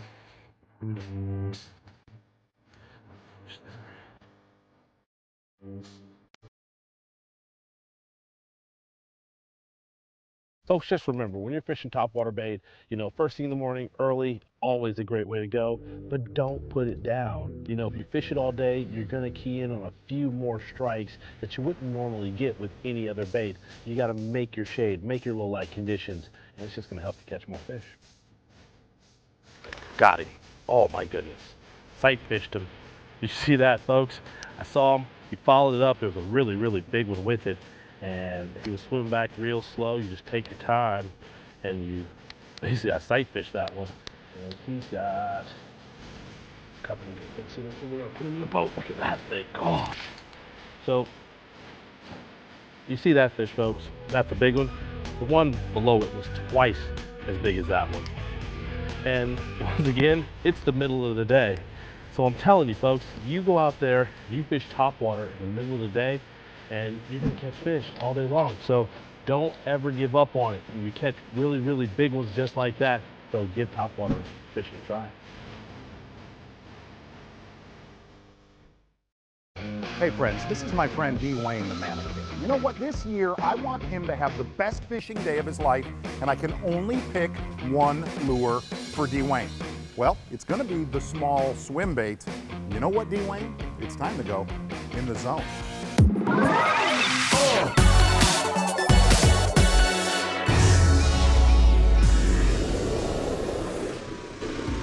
Look at that great big smallmouth on a little baby swim bait. I'll tell you one thing that I've learned about throwing little, look at that right there. One thing I've learned about little baby swim baits, little swim baits, they catch great big ones. Oh man. Are you one of those people that wants to go out and throw a swim bait that big for hours on end? I'm not gonna lie, I'm not that person. I'm gonna throw a swim bait that I know I'm gonna get a lot of bites on. Small swim baits are bite getters and they catch big ones. Now look, I know somebody in California is saying, Z-Train, you gotta throw those big ones, but really swim bait fishing is all relative to what your fish eat in your lakes. The smaller swim bait I use, the more action I'm gonna get. Don't get me wrong, I know big swim baits catch them, but day in and day out, that little dude right there pounds them. When he bit, all I did was let the rod do the work.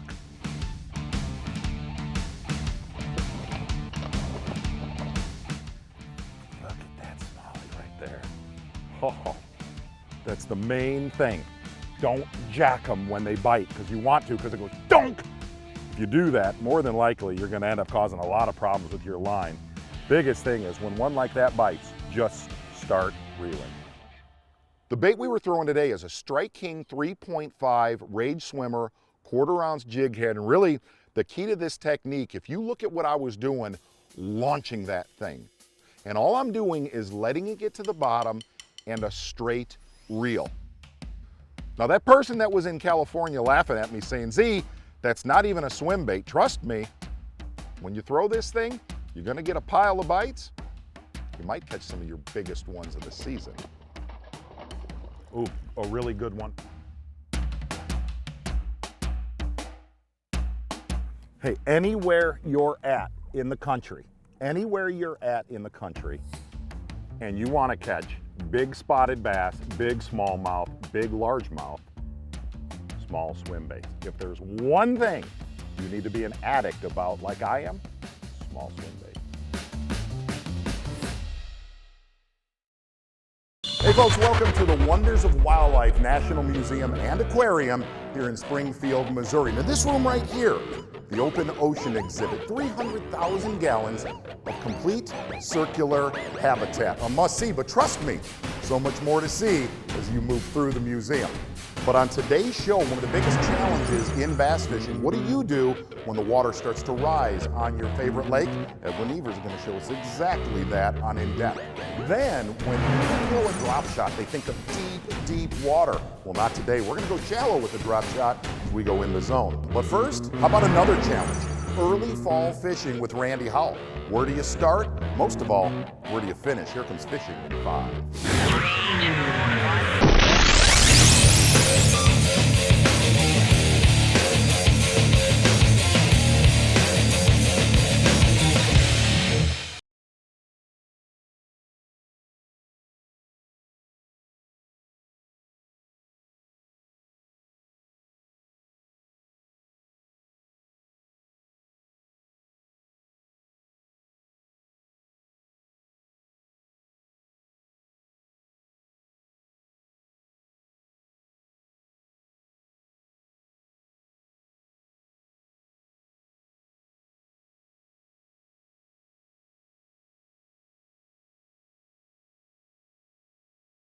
fall, kind of mid time, that's really tough time to make fish bite.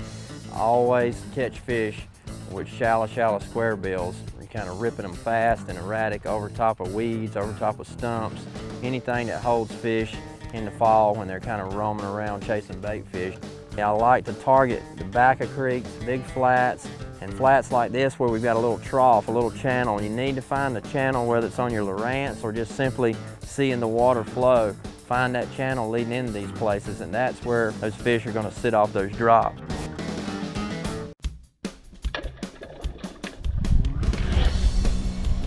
When you go into Bass Pro Shops, one thing that people ask all the time is, how do you know if you don't really fish a lot? How do I go into Bass Pro and pick out a crankbait? It's just like tools in your toolbox. Every tool is made for a specific purpose, and this particular Livingston square bill crankbait is made to run shallow over top of weeds and over top of debris, and to get reaction strikes with really lethargic, tough fish that are chasing bait fish, and that's what this bait's all about.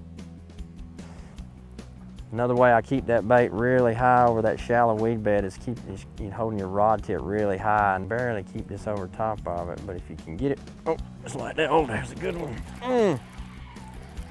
Just like I was just doing. That was awesome. Bringing it across the top of that grass. I had my rod super high right then. That's a decent one.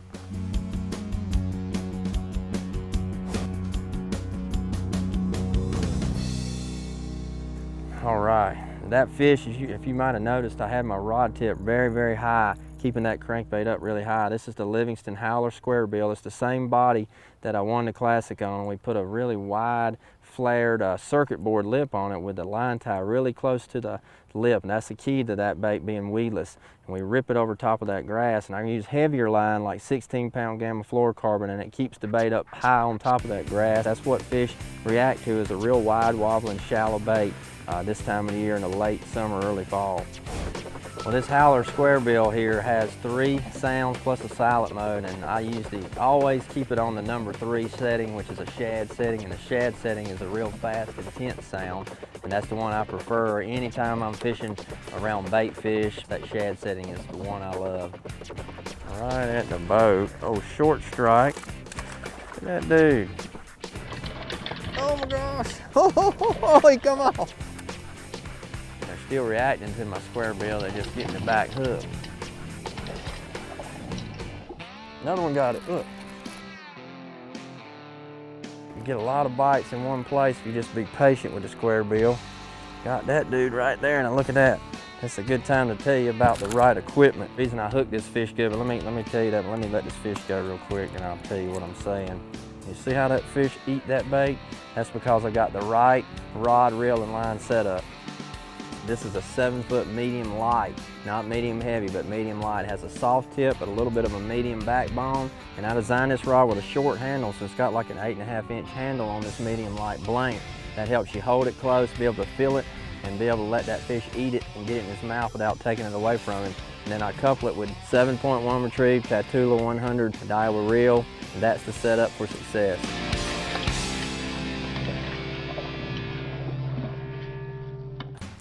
Something like that. Oh, that's a big fish. Oh, yes. That's what you throw the square bills for in this shallow water right there. You can't catch more than 2 or 3 little ones without catching. Oh my gosh, look at the size of this one.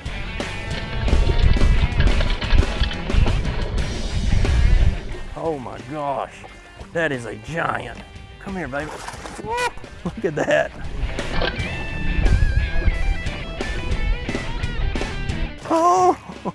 Oh my gosh, I got her, boy. Look at that. Where is that Livingston square bill? Look at it. Right down the goozle.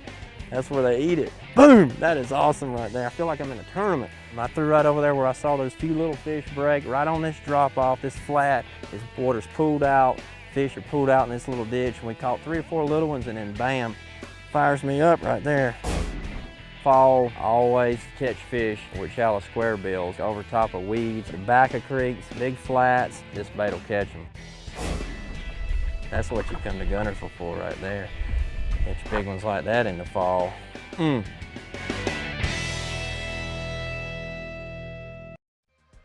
Well, you all know that big rains and rising water is just a fact of life in bass fishing.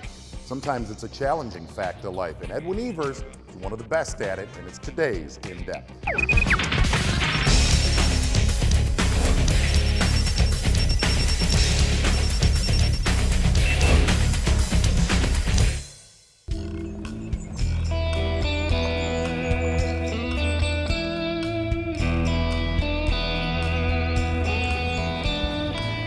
Early spring is one of the greatest times to fish, but it's the constant time of change. Everything's changing in the spring, from the weather, the water temperatures, the water levels. Everything's changing in the spring. There's nothing consistent or constant. Hey, here it is, early spring. The problem is we got 4.5 inches of rain last night, just a bucket load of rain in a short amount of time. This lake jumped over 3 feet. I would think, you know, having a big influx of water in the spring is probably the hardest time to get them figured out. You know, because generally those fish are wanting to move shallow and spawn, yet the water's going up and going down, so things aren't stable that would go ahead and let them feel comfortable up there. You know, the rest of the time of year, a big influx of water is generally not near as hard to figure the fish out, to get the bites, to make the adjustments. But in the spring like this, it can be probably one of the roughest times for this to happen. You know, when you're faced with rising water like that, you know, you've got to move around. You got to find the best water that you can possibly find. Generally, that's the cleanest, most stable water. That's what I would want to find. That's a perfect scenario when you've had a ton of rain in your state and everything's being flooded out of its banks. Try to find the clearest, consistent, most stable water you can find.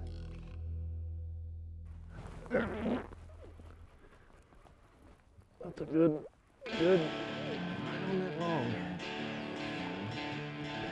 That fish is back here eating on this fresh water coming in. Oh, it's a little big to swing in. Cold too. We just got tough conditions today. That's one thing about it. When you got water that came up 3 foot and now it's already dropped a foot this morning, you just got to keep moving. Just keep moving and moving until you find it. You know, that's the thing today. You know, it's about as tough as it could possibly be. I've got 53-degree water temperature, 4 inches of rain yesterday and last night. The lake jumped 3 foot. Now it's fallen 1.5 foot this morning already. So I got here on the muddy side, right on this mud line, and caught that fish. So I guess what I'm trying to teach you or say that I'm figuring out today, you got to keep moving. You know, I really expected to catch them in the backs of pockets with the run-ins, but then once I got here, how cold the water was, and there's just no temperature change between the main lake and the backs of the pockets. It actually got colder, which is not a good scenario for those run-ins. So next obvious thing, those fish are still out here. I got current coming through the lake, so I'm gonna really focus on points. And first point we pulled up on, main lake point, and caught that fish right there. So I think this is gonna be the pattern today with the lake moving, all this water coming through it. Those fish are going to pull up from being out here wintering right up on these points and take advantage of all that current washing across, eating their shad and everything else.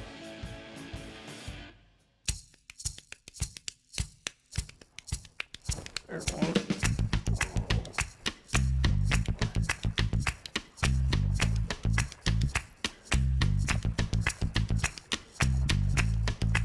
He ate it too.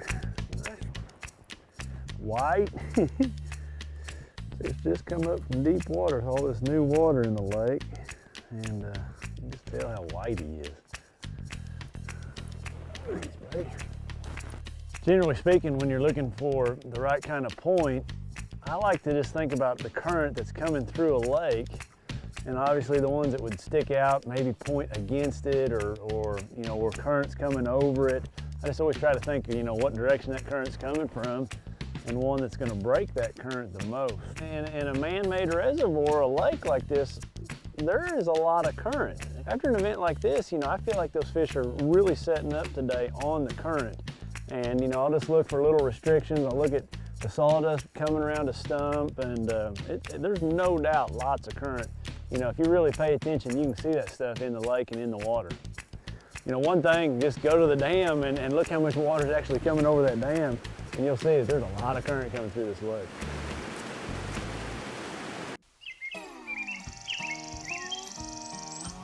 Let me just teach you guys a little bit about a mistake that I've made in the past, and it's so easy to fall into. You know, when this water jumps up, and this lake, you know, after doing a little research, was about 2.5, 3 foot low, and it's really come up more than 3 foot today, so it's come up a bunch. And what that does is there's all this flooded cover, and it wants to suck you into flipping.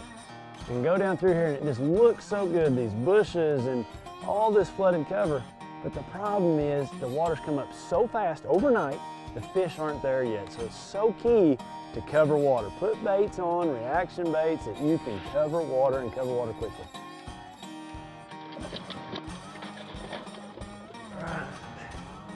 That's a good one. When you've got that big influx of water and your water's really rising, I generally give them a 3-day rule. You know, I think it takes 3 days for those fish to feel comfortable enough to go up there. There's always going to be, you know, exceptions to that, but generally speaking, when you've got that big influx of water and you're back in the new stuff, the green stuff, where water hasn't been for a long time, I like to give them 3 days. That's when, after 3 days, man, it's on up there. A lot of fish move up there and you can catch them. You know, really when a lake rises, essentially the lake gets bigger. And it's our job to narrow the bass down. And as crazy as this sounds, you want to make the lake smaller. If a bass has literally inches to get over his back, he'll go there. And generally, that place is the bank. Remember that. Get as shallow as you can. You might catch a few more next time your lake swells.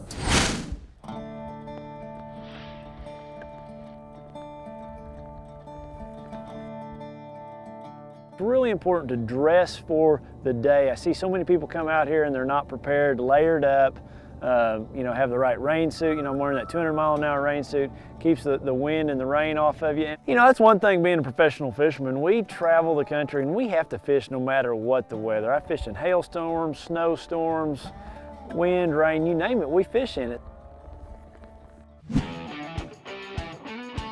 You know, what you got to figure out, like I did, is, you know, are they going to be in the cleanest water you got or the muddiest water? Because, you know, sometimes that muddiest water could be really warm. You know, the cleanest water is usually the coldest. Are they in between there somewhere? You know, another thing I really look for is those steeper banks. And that's kind of what I found out. They were in that in between the clearest and the mud, and they're on those steeper banks. And the reason is those steeper banks, those fish can't get back in that brush, back away from you where you can't access them. I like those steeper banks. They're easier to keep those fish corralled. Generally speaking, with current running through the lake, I like the flatter points better, but I don't think those fish are quite that far along yet. I think, you know, with the water being cold and moving up from the winter, you know, I think they're going to be on these steeper points. Something you always have to be thinking about when you're fishing a lake, just come up like this, is where was that old shoreline? You know, here my old shoreline's, you know, almost 4 or 5 foot deep. So you've got to be picturing that in your head when you look down a bank, you know, where is that old shoreline? And that's really what I'm targeting, especially in and around the spawn. You know, if some of those fish have already set up, they're not going to leave that spot and go up to the bank, especially with the water falling as hard as it is today. So always try to picture where that old shoreline is. And that's a lot of times why a steeper bank is a lot easier for me to target, because I can see where that old shoreline is. There we go. That's a good one. Oh yeah. Nice one. They are fat when they're all ready to eat like that in the spring. They're fat and pretty and colorful. Nice fish though. Again, right on a point. So I think we're dialing it into those points.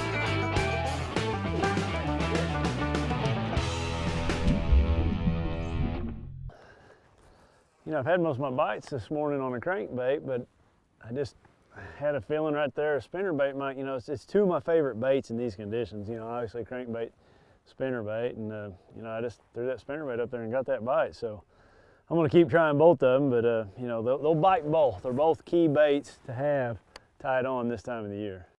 We've got 53-degree water temperature here, so I'm just crawling that thing down along the bottom. In the spring, the biggest thing I can tell you guys is, you know, and I've said this 100 times, The wrong bait in the right place will catch them. It's about finding them. Put some baits on that you got confidence in, but just cover water. Don't spend your time changing baits all day long. Put a couple baits on you got confidence in, and put that trolling motor on high and go.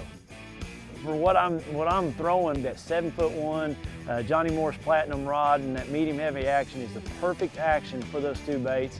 I like to put them on a little bit slower gear ratio reel in the springtime, try to slow that bait down, get it a little bit deeper. A 6/8 to 1 is what I chose for the day, and it really matches those baits perfectly. Man, that's fun.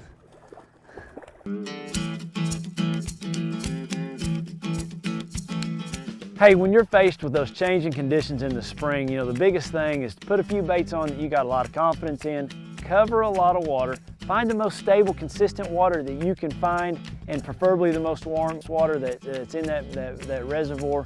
And you know, don't get discouraged. Just start covering water. You'll run across them sooner or later. There's one. Oh, it's a nice one too. Oh yeah.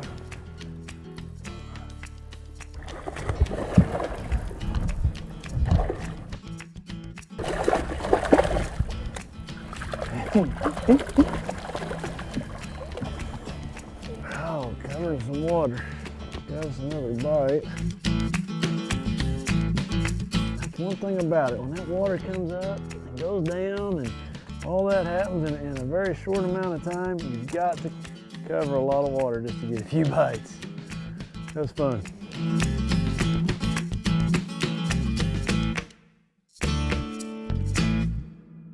Well, there's no doubt that a drop shot is probably at its most power in very, very deep water. But there's one zone where a drop shot isn't thrown a lot. Very shallow, and it's today's In the Zone.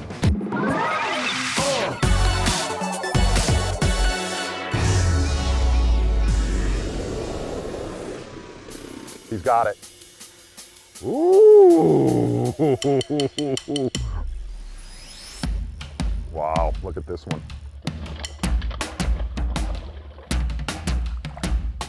You know, that's one of the biggest misconceptions of drop shot fishing. It's a deep water, total light line out in clear deep water. It is one of the most powerful things for shallow water fishing when fish have been pressured. That one right there, boy, that's a perfect specimen. You all know what a drop shot is, right? Little weight at the bottom with a worm right above it. And it's thought of as a deep water, clear water numbers getter. But it is a powerful, shallow water weapon around cover. But there's a couple things I do to it to definitely accelerate its performance. Number one, shorter leader, 4 to 6 inches. The reason why, if we're only in 2 foot of water like we are today, you don't want that thing that far off of the bottom. And trust me, it can go to work on big ones. Ah!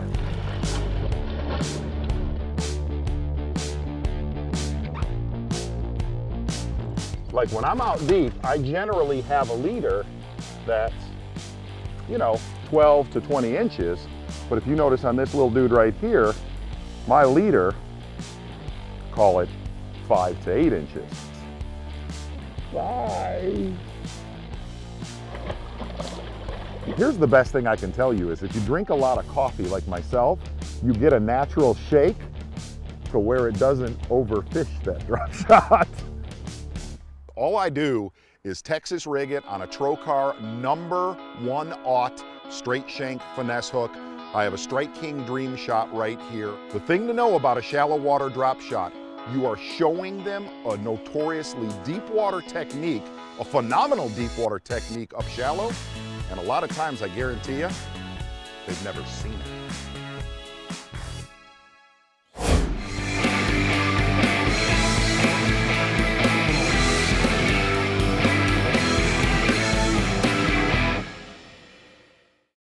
Hello everyone, and we are at the Bass Pro Shops Outdoor World here in Springfield, Missouri, the headquarters for Bass Pro Shops. Behind me, right there, what I believe is truly the biggest buck in the world, and downstairs, well, an outdoor store that cannot be described.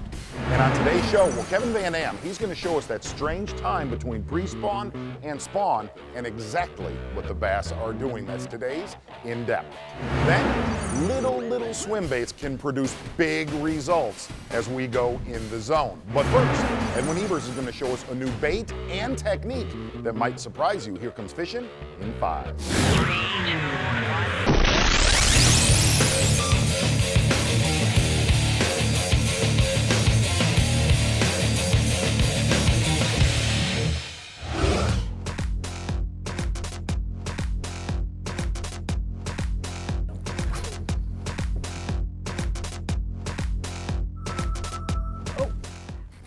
Got it too.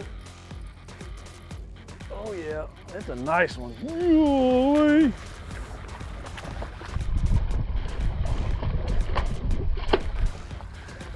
That is what I love about that bait. These fish have never seen it, and when they hit it, they choke that thing. I mean, it was out of sight when I first brought him up. Come here, buddy. Oh, that's a fat one. Come here, buddy. Come here. Oh, man, this is a bait that I've grown really fond of over the last year. It's a brand new bait. It's called a dark sleeper.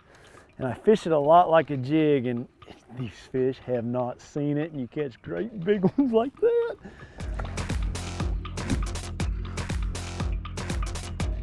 I gotta admit, I'm a little hesitant telling everybody about it, but I'm gonna give you in on a secret. All the time you ask about secret baits, this has been one of my secrets over the last year. It's called a Megabass Dark Sleeper.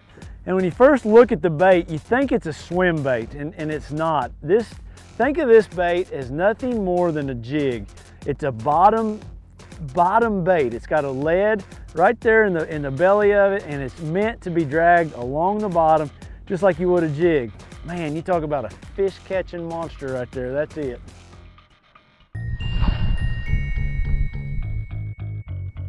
One of the very unique characteristics of this bait is how the weight is built into the bait. It always lands on its belly, so the hook's gonna be up, and it's very, very weedless. There's really nothing else out there like it. I don't want you thinking of it as a swim bait. I want you thinking of it as a jig, because when you first look at it, you think, oh, that's a little bitty swim bait. It's not at all. It's a bait built to hug the bottom.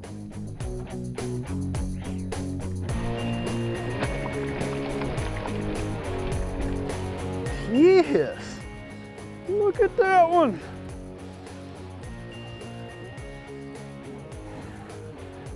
Golly, he's got a big old mouth on him. Oh, come here, buddy. Yeah, eat my trolling motor. Oh, got him.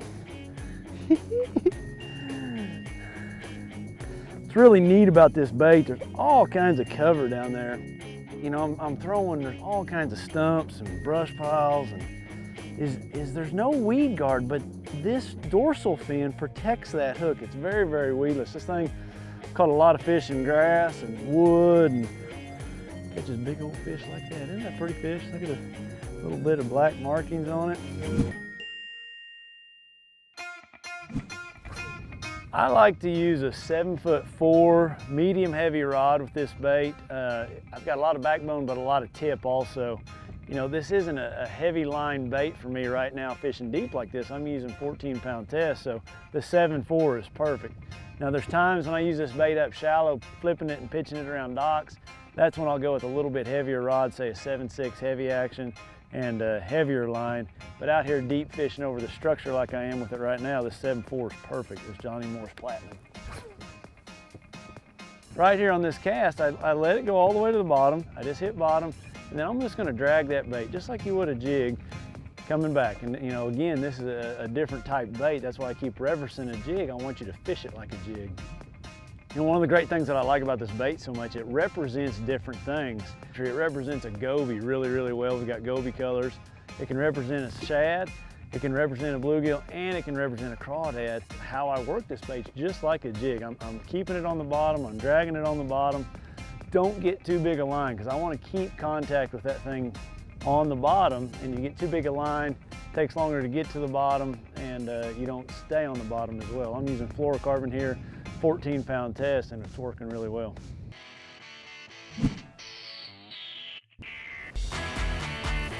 Got that one.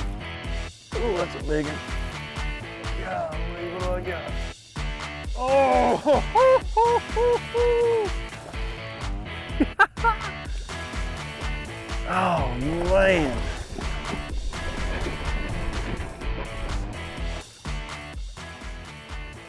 Oh, stay on there, baby. Stay on there. That's a good one. That is a good one. Look at that one. What an awesome fish.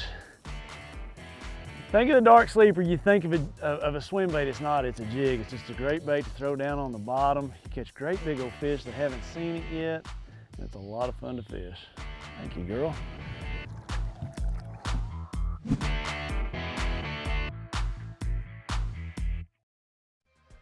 You know, every time we go to a lake, we all have a game plan, and generally, halfway through the day, we have to scrap it and go on autopilot. One of the best at doing that, well, it's Kevin Van Dam, and he's gonna do it right down the road at Table Rock.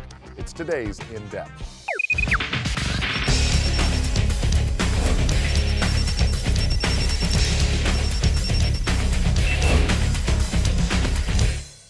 Today we're gonna do something a little bit different. We're at one of my favorite places to fish. We're at Table Rock Lake, and we're gonna go through the progressions of how I'm gonna figure out what's going on today, what the pattern is today. There's not a cloud in the sky. We're in the spring of the year. The trees are just starting to bud out. Normally the bass would be in full-blown spawn, but the water temperature's only 50 degrees. So I've got a bunch of rods out on the deck to try to figure out the pattern as fast as I can, so then we can spend the majority of the day fishing the right water where the bass are actually at.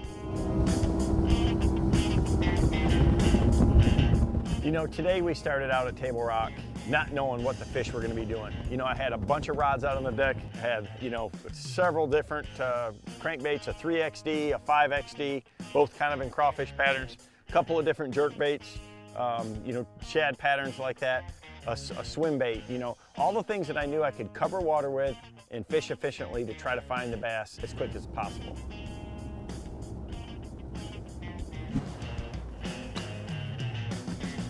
So here, we're on a main lake gravel point, and I've got the wind blowing in it. So the biggest thing at Table Rock that I always look for is you gotta fish the conditions, and wind is one of the biggest factors. This is a clear water lake, and any place that you can have the wind blowing, you're upping the odds in your favor, because that wind cuts down the light penetration. It's gonna create some current. A lot of times it'll get the bass more active. I'm gonna mix it up with a crankbait and a jerkbait. Those are two big baits for this time of the year here. You know, we started the morning out experimenting. You know, I started on a main lake gravel point, and, you know, we didn't catch anything there. We moved to another chunk rock point and fished it where there was a little bit of wind blowing and didn't get a bite there. Fished a bluff end, didn't get anything. Fished another really windy point, caught a smallmouth. You know, we just hopped around trying different types of water and only had a couple of bites. Big old spot, a fat one.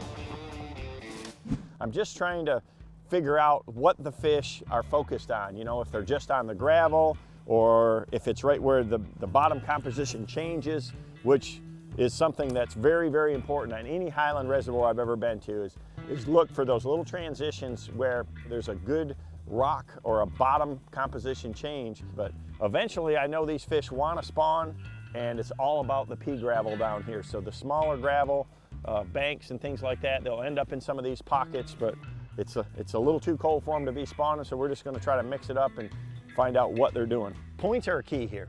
You know, whether it's a secondary point, main lake point, whether it's got gravel, chunk rock. So that's what I did, is I just went through and fished, you know, just 4 or 5 different points with different bottom composition on them, with the wind blowing in them, to try to find the bass. You know, these fish are definitely got to be up in this zone. We've got wind just about everywhere, so that's a good thing. So the time of the year is right, so they should be in that zone.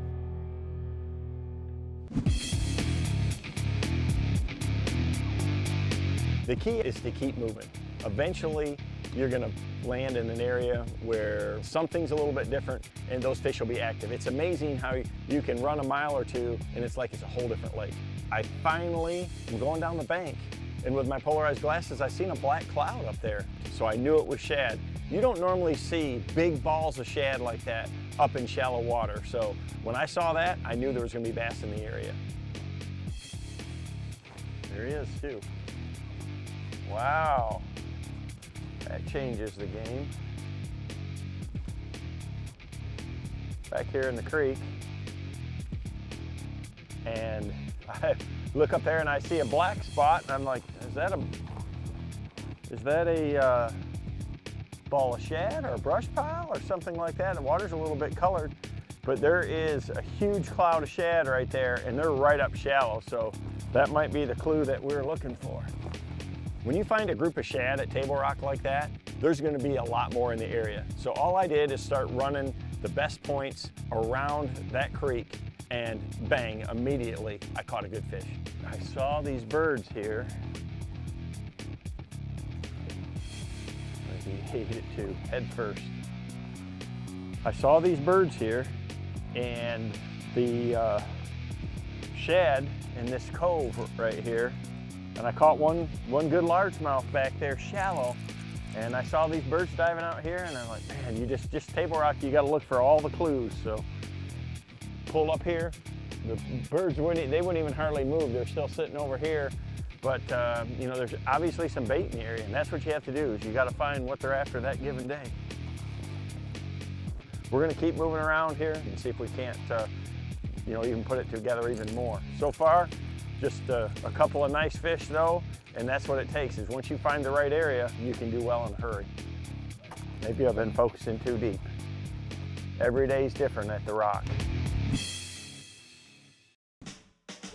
We're at Table Rock Lake, where we're trying to figure out the pattern, the depth zone, and the mood of the bass, and try to do it as quick as possible. You can see if you look close at my thumb, it all came together in the end. You know, we talked about the wind earlier being such a big factor on this lake. It absolutely is. You want to be fishing where the wind's blowing if you can. And you know, right here I got the wind pushing into this gravel point, and those birds were here, and I'm sure those shad are just drifting with it. So, you know, I always want to try to set up, if I can, like that, where I'm fishing, you know, across that point or whatever. They're going to be just kind of sitting there facing into that current that it's bringing. It really doesn't blow the bait fish. The shad can swim against any wind current, but a lot of times what they will do, especially when the water's cold like this, is they'll just swim along and drift, you know, with that current. The only thing that told me they were here was those gulls sitting over here. They're around. The bass know it too. They're in the mouth of this creek, and there's a big flat kind of gravel point leading into it, and the wind's blowing out of the creek, and it's pushing right against this bank. There's a couple little just gradual rounding points. It's all pea gravel, nice flat tapering bank. It's just the wind there and the presence of shad in this creek that tipped us off to it. Fish, good one right there. There's a good one. Now we're on to it. You know, that's the way this lake is you can fish and not get anything. That's a good fish. And all of a sudden, get into the right area. Oh, good largemouth. Nice one. The tricky thing here, for sure, is that these fish have so much to eat in here. You know, they have bluegill, they have a ton of crawfish, and you know, obviously they've got a lot of shad, both gizzard shad and threadfin. You know, that's what they're feeding on. This is, you know, one of the skinnier ones that I've caught, but they're just so cold still. I mean, one thing you can always see when you look in their mouth and see their crushers are red like that, you know that water's cold still. They should be spawning. Normally this time of year there's bass all over the banks and they're spawning and doing their thing, but now it's still too early. You gotta fish the conditions. What ended up being, you know, the bait for today was a Strike King KVD 300 series deep dive and jerkbait. You know, this is an oyster color. It's shad, you know, a shad pattern is always going to be good here. But the water had a little color in it, and this one here is just really, really white. And so what it means is it's going to be very visible to the bass at every depth zone. And this bait really runs deep, so you know it'll get down to, you know, say 12 foot on a long cast and retrieve. So I can cover a lot of different zones. I can throw it up there a little shallower and jerk it with the rod tip up and keep it up just a little bit, and then let it get deep as it comes off the bank. So this one's a very efficient bait for a really deep lake like Table Rock. Here we go.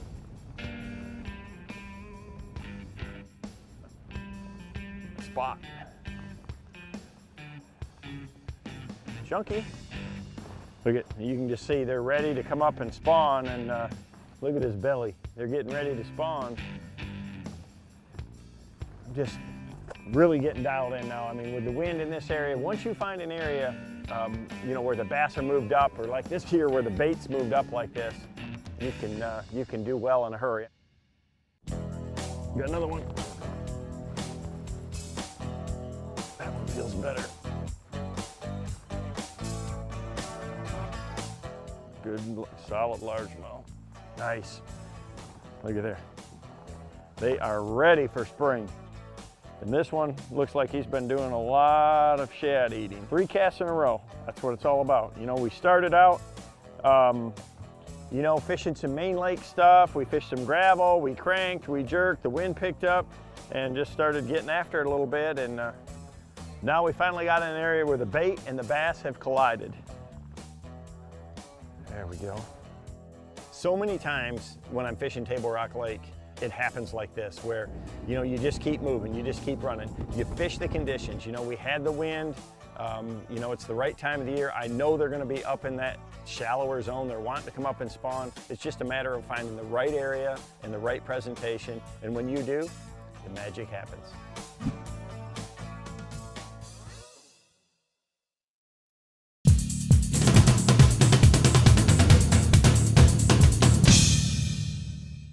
I love to fish a wacky rig sticko worm, but Bass Pro has now developed a sticko just for wacky rigging. You've got a smooth center part right there in the middle where your hook's gonna go, and then both ends get larger and then taper off on the ends. Man, that gives that bait killer action. Plus, those ribs are turned into where it really makes it catch a lot of water and makes it breathe back and forth as you pull it through the water. So rigging that up on a weedless Nico hook, man, it makes the perfect setup for wacky rig. And I'm gonna fish it anywhere around that shallow cover, whether it's docks, grass, wood, I'm gonna catch them on the wacky rig sticko. You know, one of the most powerful tools in bass fishing the last few years is throwing small swim baits on light line, and we all think you just throw it out and reel it in. Well, there is so much more to small swim baiting. It's today's In the Zone.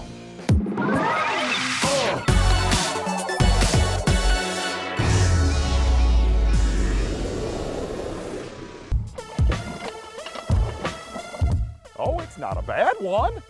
Okay, here's a great lesson for deep water. Oh my gosh. When you catch one on a deep swim bait, on that dude right there, a deep swim bait, don't blast up on them. Don't start MySpacing till you get away from where the others were.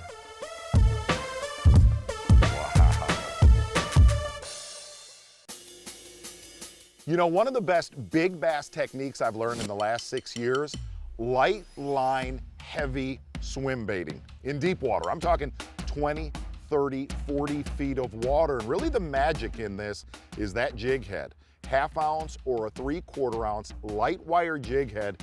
And if you go in an aisle at Bass Pro Shops, you see a Bass Pro Speed Shad. This right here, a Strike King 3 3/4 inch Rage Swimmer, that's all you need. I bite it down a little bit, push it to the head, and launch for a slouch. If you watch my reel, when that bait gets to the bottom, I use generally for deep water swim baiting, a 1/2 and a 3/4 ounce head, but I've got there he is. I got very light line. I've got 8-pound Seagar fluorocarbon on this. Oh my gosh.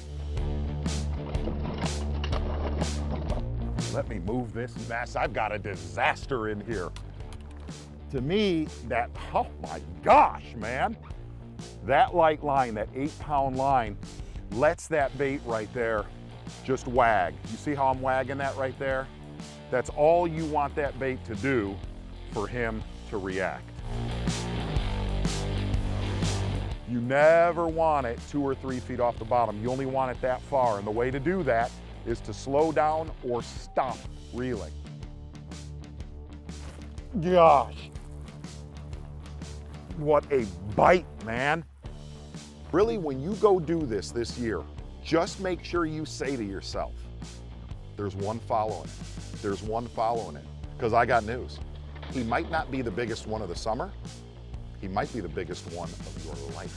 Get out there in no man's land and throw deep swim baits. If you commit to it and take some time doing it, that dude will show up. Hello everyone and welcome to the Wonders of Wildlife National Museum and Aquarium here in Springfield, Missouri. Voted the #1 attraction in the whole country. And right next door, let's not forget about the original Bass Pro Shops Outdoor World store. You will need a full day to experience all of this. And on today's show, how about we go to a lake we haven't been to in a while, Truman Lake, with one of the best to play the game ever, Mr. Rick Clunn on In Depth. But what happens when you add finesse to your flipping? Does that even make sense? Well, we'll show you as we go in the zone. But first, Kevin Van Dam, one of the best crankbait fishermen in the world. Well, he has a new weapon in his arsenal. Here comes fishing in 5.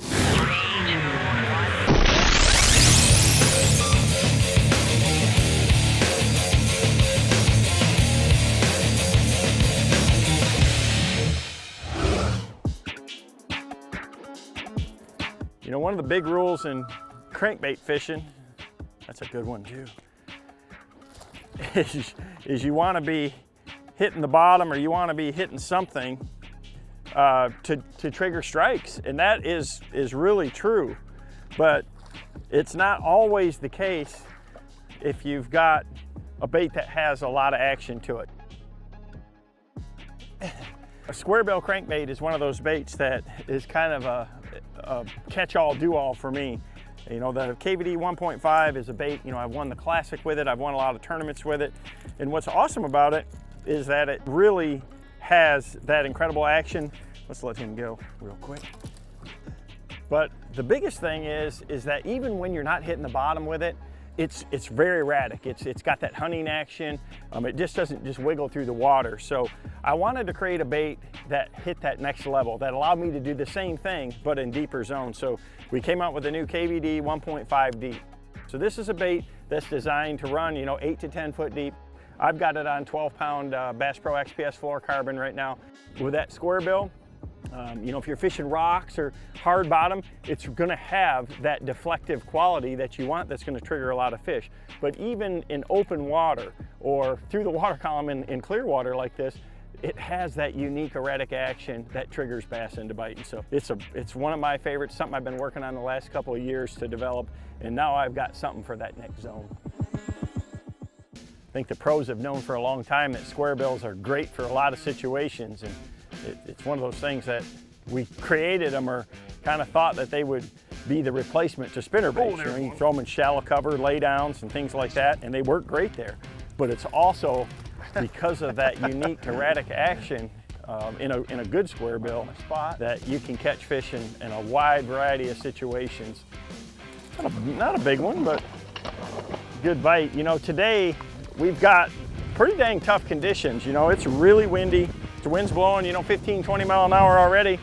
And, you know, it's just hard to fish anything but a moving bait. So I want a bait that's doing, you know, the best job for me as far as, you know, gonna generate a lot of bites. This, you know, deep diving square bill crankbait gets down there in that zone, down closer to the bottom, down to the grass, but it still has that unique action.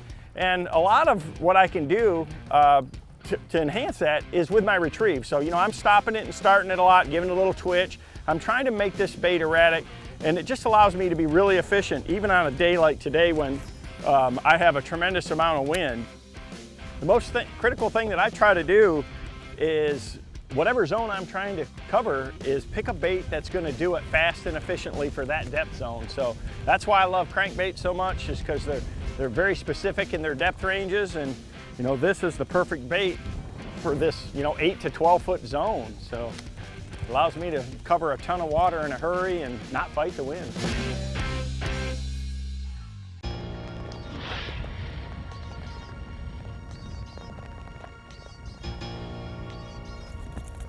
We have gone through some changing conditions out here, like storms have come through and rain's rolled through, and man, this sucker is pulling.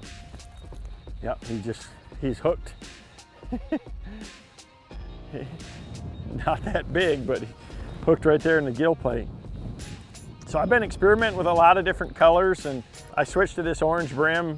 This is one of my favorite colors in clear water because it kind of looks like a crawfish. It kind of looks like a you know, a sunfish or anything like that, and it's just real. I mean, look, it's real close to the same color as the smallmouth is. And a lot of what I do when I'm picking colors is I'm looking at the sky conditions and then the water clarity itself. You got to have something in this clear water that looks really, really natural to trick them into biting.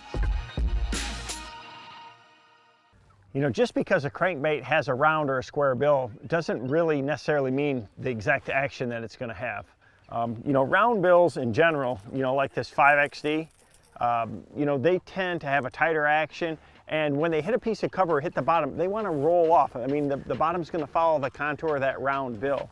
Whereas a square bill, it's going to kick a little harder when it deflects against a hard object like a rock or a stump or something like that. But the limiting factor is that it really only runs, you know, at most 5 or 6 feet deep, where this new deep diving model has a longer bill, doesn't have quite as much angle to it, but it still has that square corner. So when you hit something with it, it deflects. You know, it's got that same type of hunting action or that erraticness to it, but it runs 8 to 10 foot deep. So, you know, it's the perfect bait for that next level depth zone that a 1.5 shallow won't get to. There we go. Gosh, you know, that square bill is just such an efficient bait. It just gives me something for that next zone that I didn't have before. So if you got to cover a lot of water, always think, man, is this square bill going to be efficient for the depth zone that I'm trying to cover? And for 8 to 12 foot, this one's pretty strong.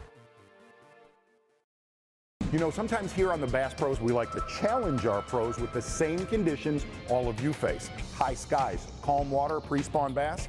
Rick Clunn's going to show us how it's done. It's today's In Depth.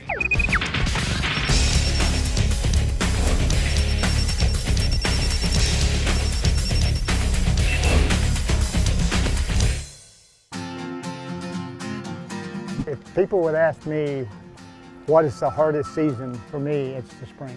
You've got 3 stages: pre-spawn, spawn, and post-spawn. Your stable windows of time that you can figure out what they're doing don't last as long, like they do in the fall, like they do in the winter, like they do in the summer. Once you kind of figure them out, you have periods in there that can be as much as a month or so before you're going to have any major changes. This time of year can happen in just a few days. Once you get on them, it can be some of the best fishing you've ever had.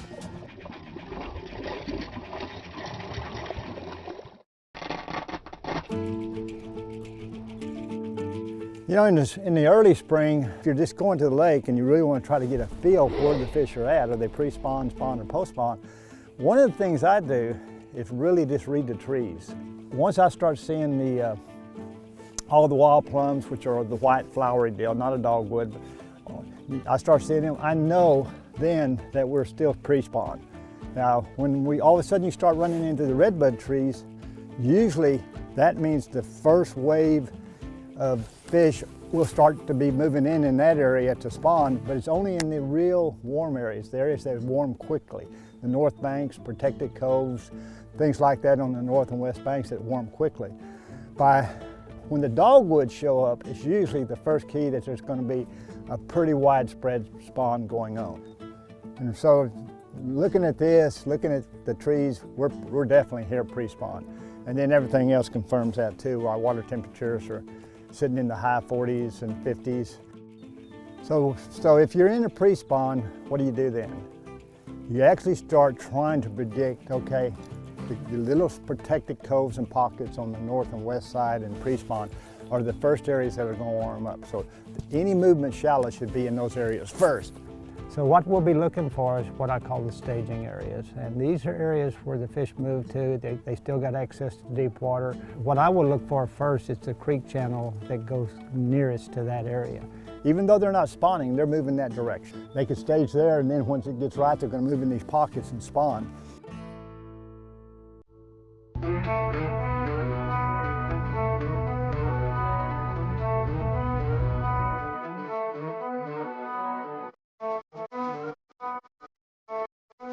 What we got here is a big creek channel coming by and a huge flat going up through here.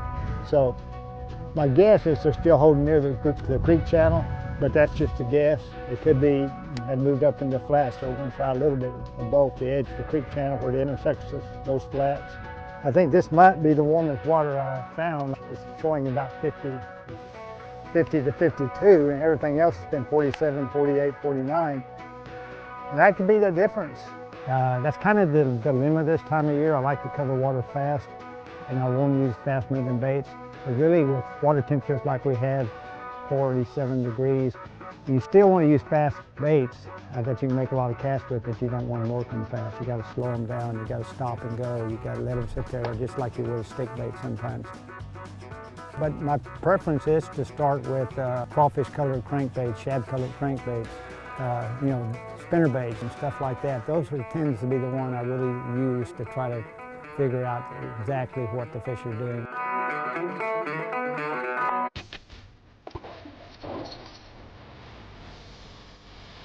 That's the whole key. Finally figured it out.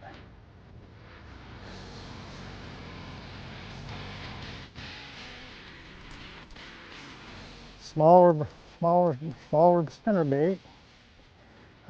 So far, you know, I've been fishing main channel swings where it's deeper, but went to a little bit smaller bait.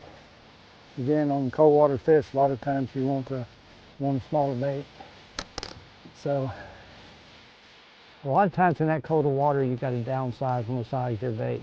And so finally, toward the end of the day, I downsized to a smaller Twixter spinnerbait, a little 1/4 ounce spinnerbait with smaller blades, and we started getting what action we got later in the day on that particular bait. Yeah, they do seem to prefer the little downsized bait, smaller blades, smaller profile, which is not unusual in cold water. A lot of times you go to smaller crankbaits.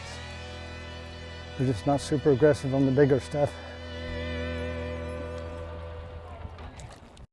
You know, one big thing in the pre-spawn time of the year is fish feed in windows. And most times in pre-spawn, smaller windows. It's not like the summertime where they might just feed all day long. Remember, whenever you get a bite in pre-spawn, make the most of that next hour. It might be the best part of the day.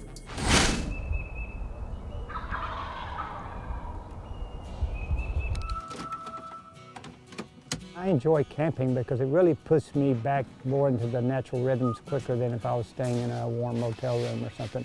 I'm really starting to feel the conditions myself. My alarm didn't go off. Actually, a gobbler started gobbling and woke me up. It was about 6:15. And really you understood, I mean, it's coming alive. It's coming alive.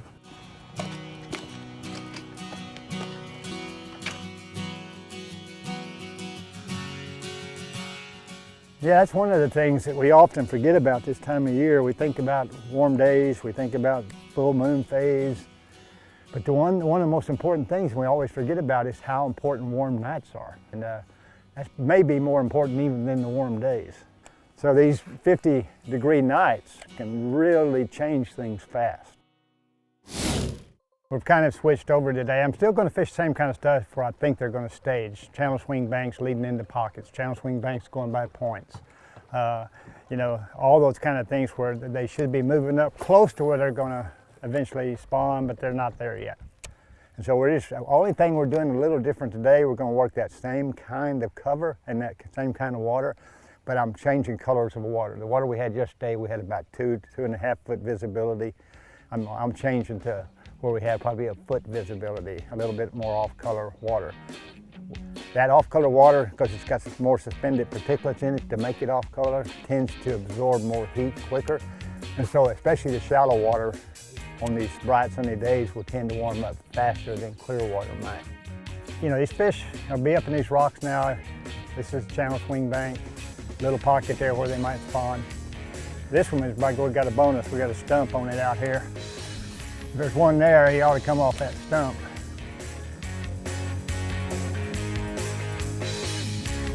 Oh, there he is.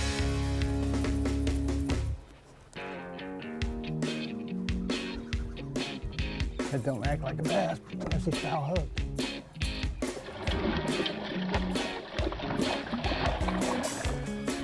Which he is. Look in the nose.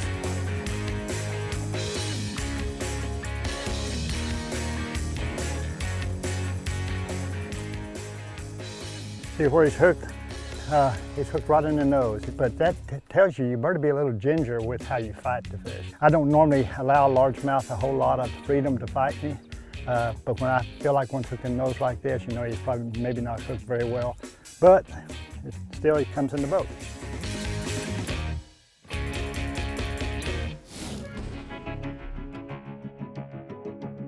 Retrieve speed is probably, again, so overlooked because we get so programmed that, and if you don't focus on it constantly, we tend to go back what we do most of the time, and that is fairly fast. This is the one time when you tell yourself, you got to remind yourself quite often, okay, slow it down, hit the bottom, and when you hit something, stop it, pause it, just like you would a jerkbait. It's kind of the same mentality as a jerkbait. The other 80% of the year, I'm burning pretty much a square bill. Right now, I'm just really trying to find the bottom and then slow it down and pause it. The trickster of the spinnerbait is you'll kind of throw up in the shallow water and it's right against the bank there and you'll come out. You can watch the spinnerbait blaze, but once you get off the bank, then you slowly drop it out of sight. And then you look at the shoreline, look at the angle of it, and then you try to basically follow that shoreline under the water with your spinnerbait. You want the blades to keep turning, but you're still trying to slow it down and match the angle of that shore that you're fishing. The rod reel combo is just my historical favorites. It's a 7-foot 6-inch heavy action carbon light rod using 14-pound mono XL Bass Pro line, and it's just what I use. I know it works and I can depend on it. Fish. Another nose hook. Things have kind of started coming together today. Now I'm starting to feel like these fish are staging on the main lake points that you got big rock leading back into their spawning pockets. And even though it can be frustrating this time of year, this type of fishing, once you figure them out, you can really catch some nice quality fish. That's exactly what it's starting to be. He's a little further out toward the main lake though.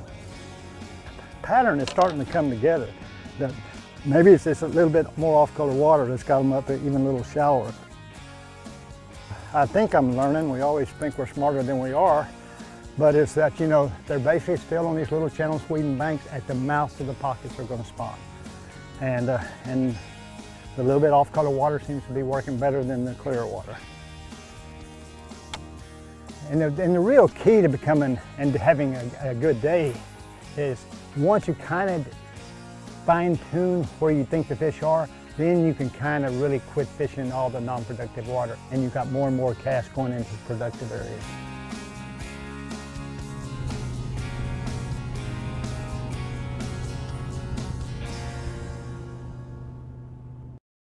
You know, friends, walking backwards is awkward. It's almost as awkward as combining flippin' and the word finesse, but at times it could be absolutely deadly, and it's today's In the Zone.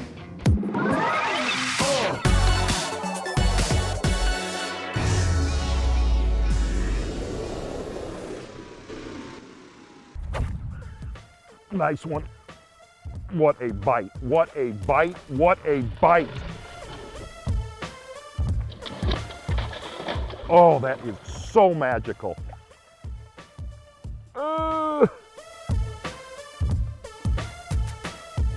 after they've been throttled on for months on end, they've seen every jig, they've seen every soft plastic. One thing to try is finesse flipping, downscaling everything, downscaling the power of your rod, downscaling the power of your line, maybe to 12-pound line, 10-pound line, and little bitty flipping baits. This right here is a Strike King Baby Menace, and it's about as big as my pinky with a little small 3/16 ounce weight. And here's the beautiful thing about this is it is a number getter. I'm only flipping with 10-pound line, and you could still control them, but that's a bass right there. That's a bass right there that a lot of times when they're pressured, gosh, it's a perfect bass. You can't catch them on that, you know, 20-pound, 25-pound fluorocarbon or 65-pound braid. You're playing with fire.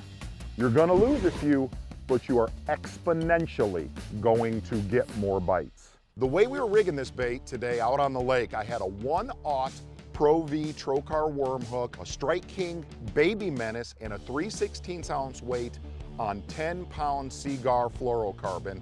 Now look, I know you're sitting at home and you're like, Baby Z-Train, I'm never going flipping with 10 or 12-pound line. But in clear pressured water, trust me, if you downscale this year, you might get a few extra bites, and one of those could be a giant. Woo! Look at that bass, that is so perfect.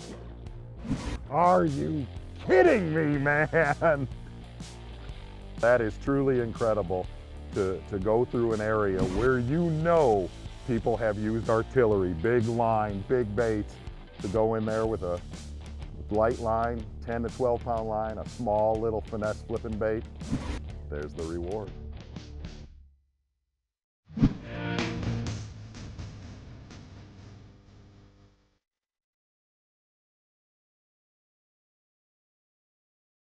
Hello everyone, and we are at the Bass Pro Shops Outdoor World here in Springfield, Missouri, and right in between where I'm standing, on one side is one of the biggest outdoor stores in the world. On that side right there, through that entrance, the Wonders of Wildlife National Museum and Aquarium. If you live outdoors, this place is for you.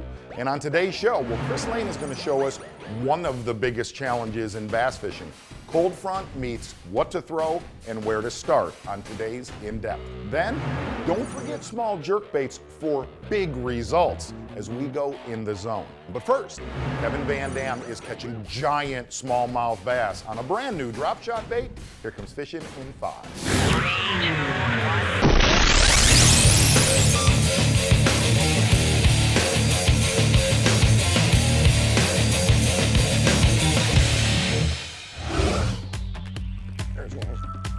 Good one too.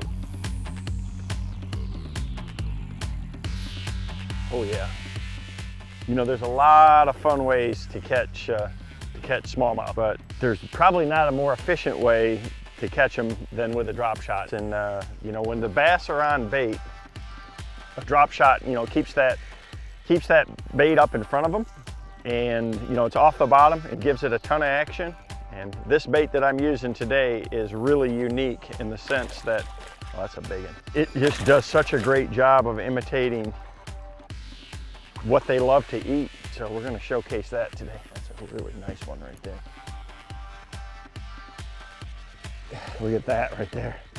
That is a hammer, big fat belly.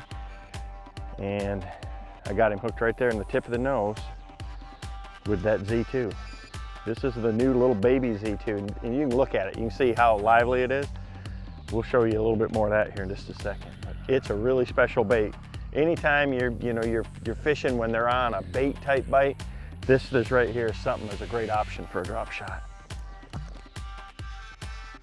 Let me show you a little closer this bait. So what I've got it rigged on just a standard drop shot rig. I'm using Bass Pro XPS fluorocarbon. 8-pound test all the way through. You know, a lot of guys like to use braid. Well, all I've got is a little tiny number 14 barrel swivel, 18 inches up the line. And down here, you know, I've got the baby Z2. I've got a grip pin edge hook. You can see that. It's got a nice little barbed keeper on it. It's a 1/0 size. And all you do is take the baby Z2, hook it through the nose, make sure it's straight, thread it up, slide it over that barb, and she's gonna stand straight out on the line. And the beauty of this material is this Elastec is it's super stretchy, but it's buoyant, so it floats. So what we've done is we've added a whole bunch of salt to it, so it kind of makes it almost neutrally buoyant. So this thing always stands straight out on the line, and it really makes that bait stand out, and it just looks so lively in the water, they can't handle it. There's one. Good one too. Here I'm doing a lot of casting. You know, I'm casting a long ways, and you know, I'm using about as short a leader, and it's 2 foot right now that, you know, that I really ever use in a situation like this. They're so fat, that's what gobies do for you right there. I mean, they just get so broad and so thick. Look at that. That grip pin hook right there in the nose. He got a little bump on him there. Anyways, another good one.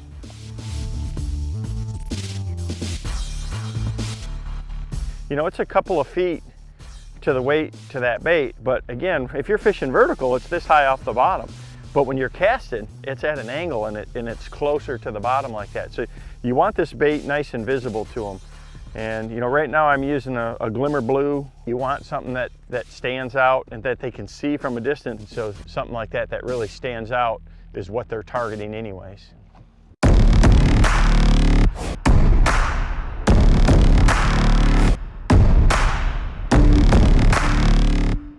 So really all I'm doing is I'm just kind of following along this deeper flat right here, kind of following the Lake Master chip to where I'm in that 30-foot range, and I'm just kind of blind pitching, you know, to the left and to the right, both sides of the boat, and watching the graph as I'm going, looking for any bait fish or looking for a fish. And like right here's one right here. Let's drop down to him. Drop the drop shot right to him. He went right to the bottom. He's on it right there. Yep, he's got it. There he is. Got him. Kind of drifted in just a little shallower, up to 26 foot. It's just a real tapering flat here. I love that spot lock for situations like this. You can just stay right in one location. God, they're pretty in that water. Nice one. They're just so healthy. They got perch, they got gobies, they got everything. And that baby Z2 is the perfect size. Now in the past we've, you know, the Z2, the full-size Z2, which is a soft plastic jerkbait. It's designed for, you know, for fishing like a jerkbait. We knew what a great bait it was, and the, you know, just the attributes by adding a lot of salt to that super buoyant, stretchy plastic like that. So we came out with this perfect bait fish size, and boy, they really like it.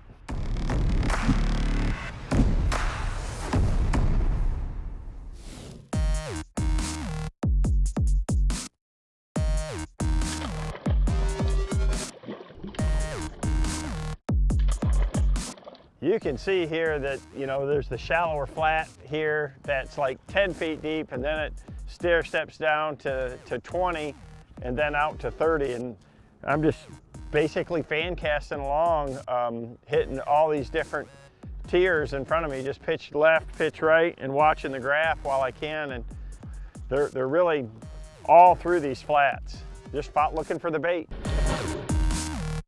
That's a good one right there now. Gosh. Look at here. Dang, 4.5 pounder all day, maybe 5.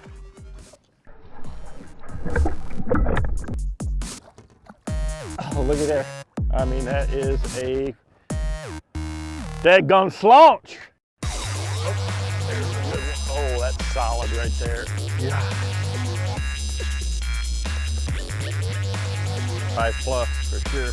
God, he's got a awesome mega giant.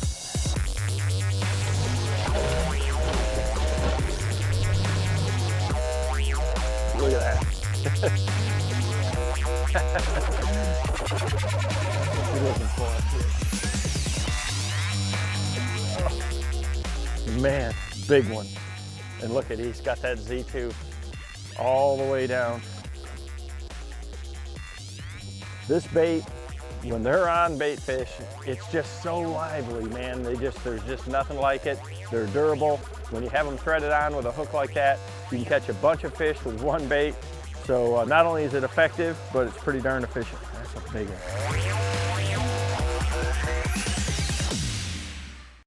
You know, initial cold fronts in the fall are very, very challenging, and it's not like the bass just leave their areas. In fact, a lot of times, really all you have to do is wait them out. Well, what do you do when you're waiting? Chris Lane's gonna show us exactly that. It's today's In Depth.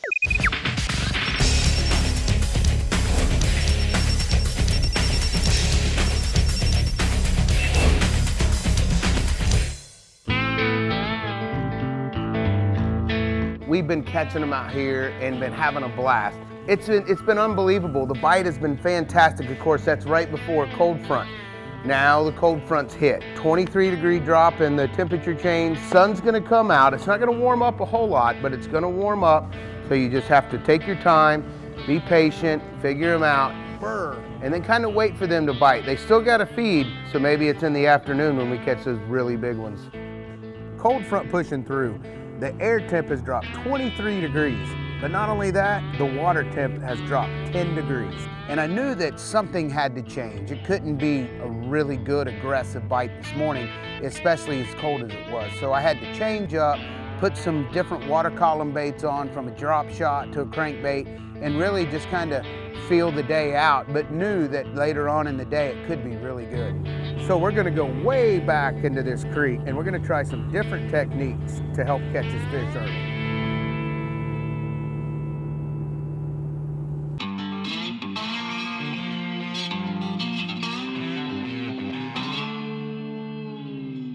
It's gonna be tough, you know, so you just have to change up, see if you can't find something those fish will react to or that they'll feed on. It's just a drop shot, just a way you can catch a lot of fish, and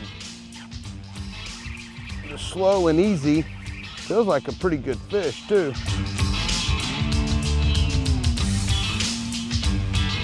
Not a hog, but a bite, and as you can tell, the sun's just starting to come up. Don't know how far he's got it. Ah. You know, not a hog, just a nice largemouth. Sun's coming up. Thank you, Lord, for a big old bass.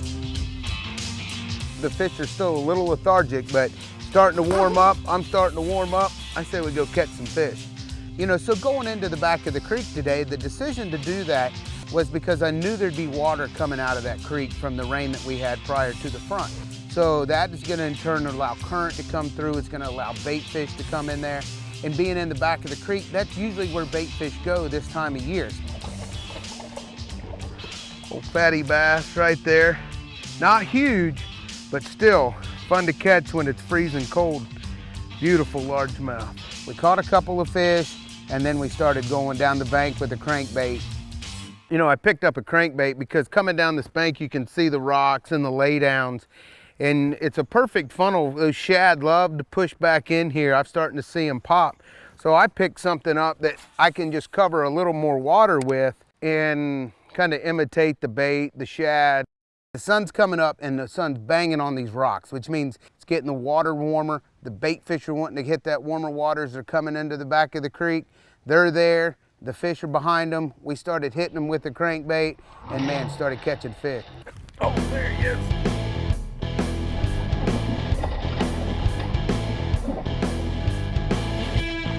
Oh, wow. Now you want to talk about eating a crankbait. Oh, woo! Cold weather, it's finally starting to warm up. And the number one thing is, they're slowly but surely getting bigger. Big old, beautiful cold front bass. We just kind of adapted to the conditions. They wanted a drop shot this morning. Now they're wanting the Rick Clunn crankbait. As you can tell, they're getting bigger. And I think today they're even gonna get bigger in the afternoon.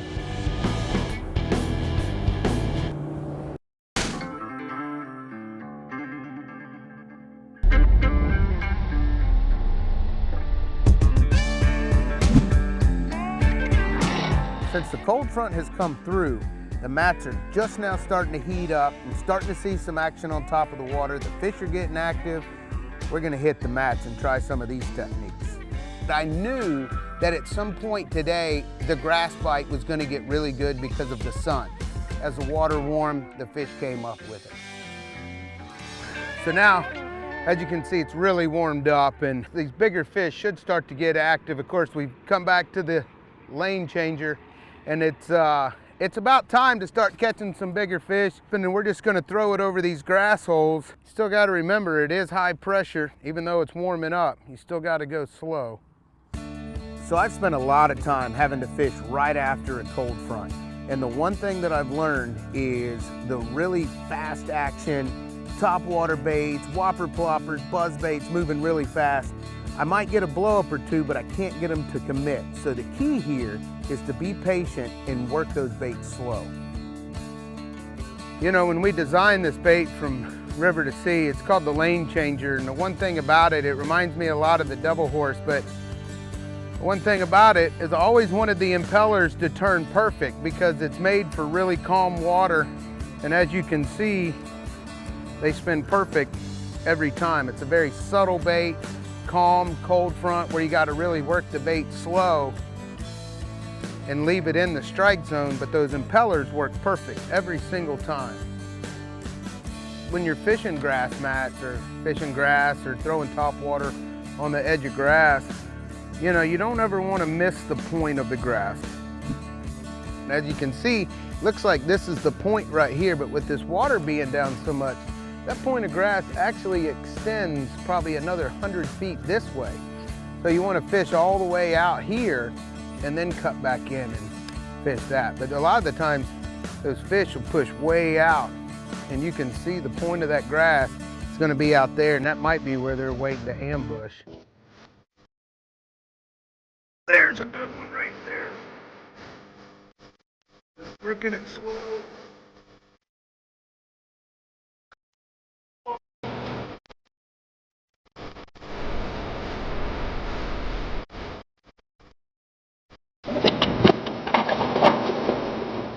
Yes, sir. Look how pretty that fish is right there. I mean, these fish are feisty, they're feeling that cold front, but man, it's warming up and you can tell the aggressiveness of these fish. That fish blew it up. He's got hook in every one. Try not to, you can catch nice bass like that.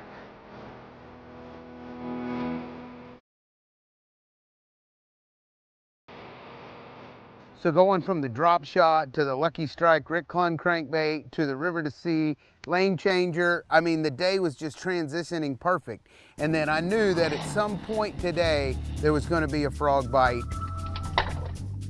If you were here at first thing in the morning, I don't think you would have caught a fish. You wouldn't have even seen anything moving around. So the conditions are absolutely perfect to be throwing a frog right now. The sun's out, it's beating down directly on these mats.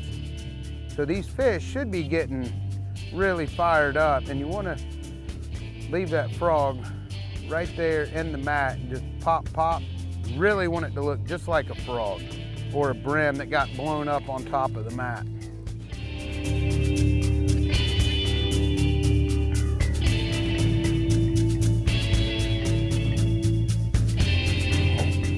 Just knocked the frog about that far out of the water. Watch this. That looks like a good fish. 1, 2, 3, 4,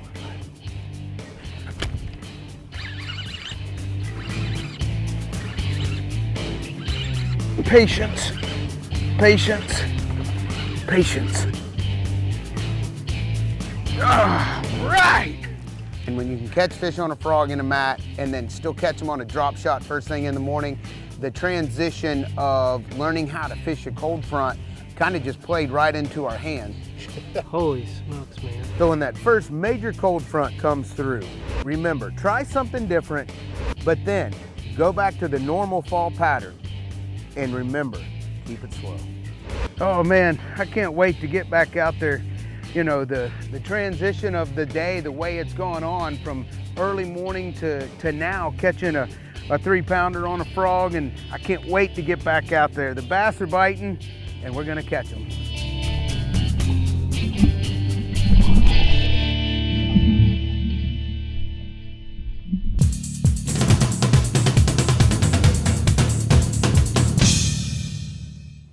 Hey guys, here's a fast fact for you. Anytime you're throwing deep diving crankbaits, I'm gonna take you through a cast that's gonna put a whole lot less fatigue on your elbows, your shoulders, and everything else.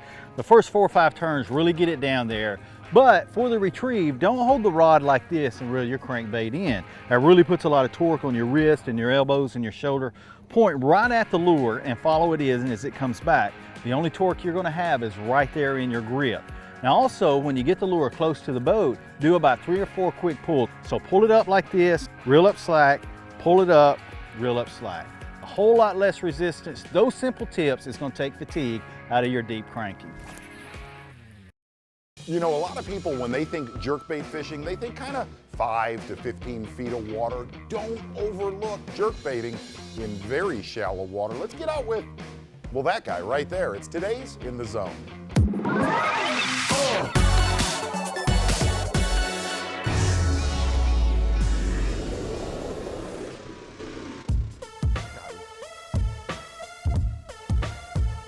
Oh, ho, ho, ho, ho. Ho, ho, ho, ho. Ooh. Look at how he has that jerkbait. That is when you are, yeah, that is when you are throwing easy.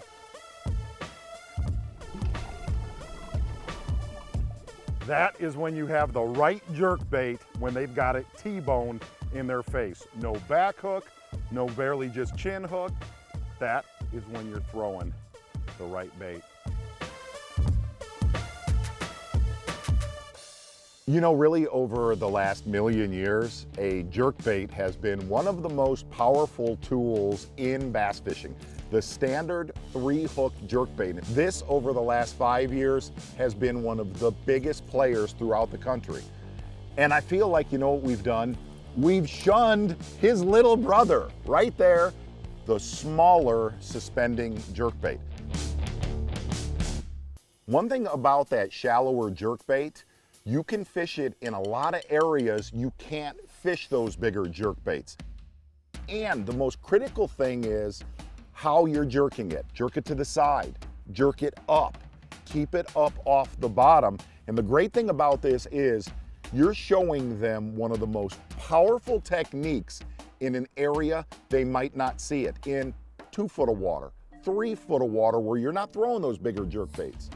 Wherever that wind's blowing in the spring and it's in the mid-50s or dips down in the fall, go back to that old school 2-hook suspending jerkbait and knock their lights out.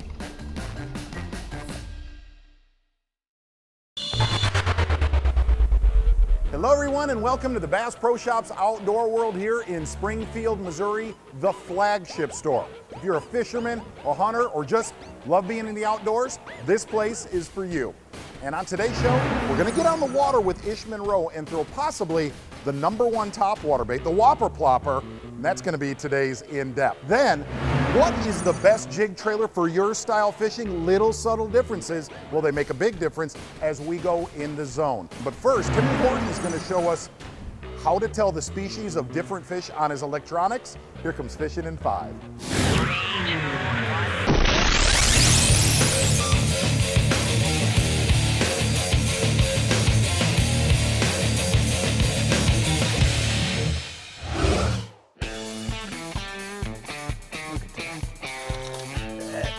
Awesome. Hey, being able to know their bass, boy, that's a thick one right there. Being able to know their bass is the biggest key in being able to have success when you're graphing fish. Get my pliers here, and that is a thick one too. You get it all down in there too. But I'm telling you, think about how many times we stop on fish during the day and we're stopping on the wrong species. Knowing what you're looking for, knowing your bass will help you catch a lot more fish. All right, now what we're talking about in this technique is going to be on the side or the down vision. I like the down, but you're seeing the same thing on the side as well. Down vision and side vision is a lot more like an MRI. It's slicing each individual target and painting a much better picture. So the cluster, the way they group up, and also the size is going to tell you what species they are.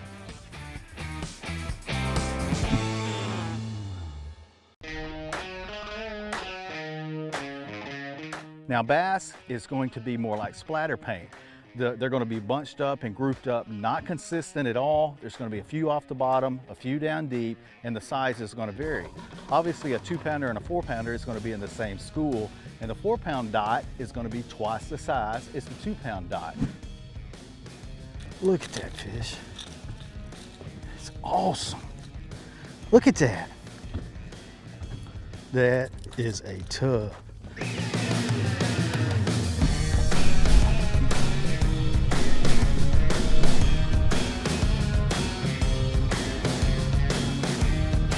Here's a good shot of some bass. And you can see we got 1, 2, 3 that are really bigger. See those two? And then that one in the middle looks like 3.5 pounders amongst a bunch of pounders. I keep my setting on manual, my range. And the reason for that gives you a consistency of what size the fish are. If you really have range on auto and it's jumping around, your zoom is also jumping around. I'm staying consistent. When I've got my manual range set on 30, that's what you want.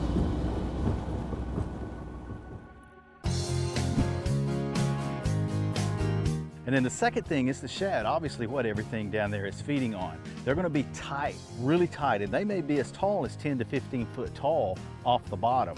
And they usually go up and down or in a perfect circle, one of the two, but you can actually see the small individual images. It's almost like splatter paint. It's really tight and real uniform. You know, the whites are really just, it's more size in the cluster. It almost looks like threadfin shad, except there's a lot of them. I mean, just, you'll see 40, 50 of them together. And a lot of times they stack a little higher unless the current's really flowing. But the biggest thing is how they cluster, and the size is going to be symmetrical. It's going to be very similar throughout the entire school. Yeah, this is a good shot of white bass. See how you can tell by the consistency of the size, and the stacking really gets a lot like shad, except they're a little bit bigger.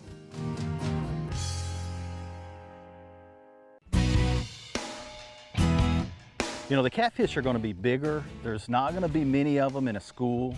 You know, they'll hang out 3 and 4 together. But the biggest thing, and you might find a group of 15 or 20, but the biggest thing is the size. You're going to see some images in there that are much bigger than any bass you're ever going to see.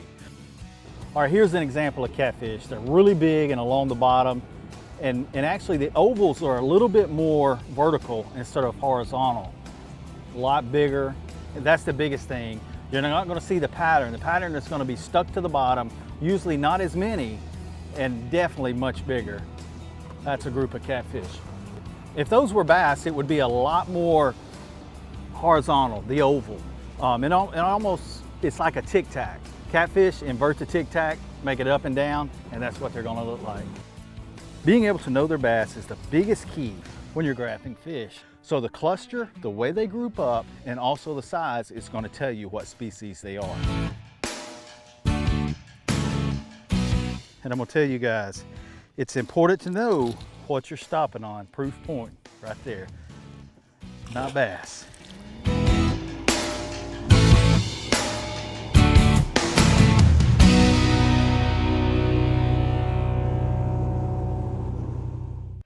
You know, over the last few years, a Whopper Plopper style topwater bait has won so many tournaments. In a nutshell, it just catches them. Where do you throw it? Why do you throw it? Ish Monroe is going to show us exactly that. Today's In Depth.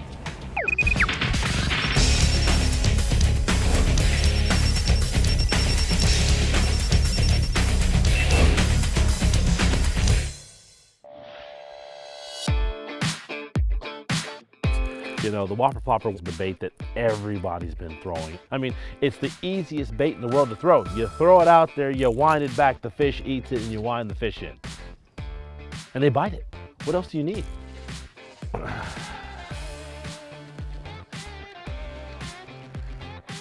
folks, today, you know, everybody's kind of already heard about the Whopper Plopper craze. I mean, it's been one of the hottest baits on the market, and everybody's been throwing the 130 size.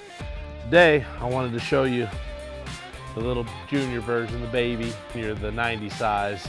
I mean, sometimes fish get a little finicky. Sometimes you just want to catch a lot of fish. This is going to be that bait for you. I mean, it's just a fantastic shad imitator, especially in the early season when the shad are a little bit smaller. This is going to be the bait that you want to throw to basically match the hatch. So today we're going to show you how to catch them on the 90 Whopper Plopper. You got to sometimes match the hatch, and so that's where the 90 comes in, is when you get the right bait size, you catch that many more fish. Basically, in the early season, water starts to influx the lake and flood, and it just kind of picks up all that debris. And what it does is it just kind of piles it up, and the fish use it for ambush, because the shad and everything start getting bound up in it, and so now you kind of have this dark wall, and it just kind of piles the fish in an area. You hear the bluegill sucking in it. I mean, when there's shad and bluegill mixed in, the bass are gonna definitely be there. There's a big one behind it. Oh, he missed it. You see a stop and go, got it. Go retrieve on that deal. I can see him waking behind it. And, oh, fat largemouth. Look at that thing. Gosh, look how fat he is. He's been gouging on shad. And it was funny because sometimes you got to change your presentation. I was just kind of steadily winding it, and I saw him, you know, waking behind it. And so I just stopped it, and I moved it again, reaction strike. And sometimes that's what you gotta do to get these fish to trigger in on this bait.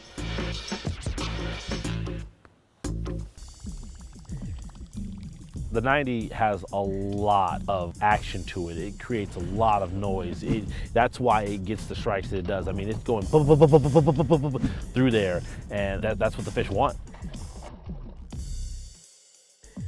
It's basically, it has a louder noise than a buzz bait, and you have two treble hooks. When the fish actually hits the bait, he's hooked and ready to go. Got it, that's a good one.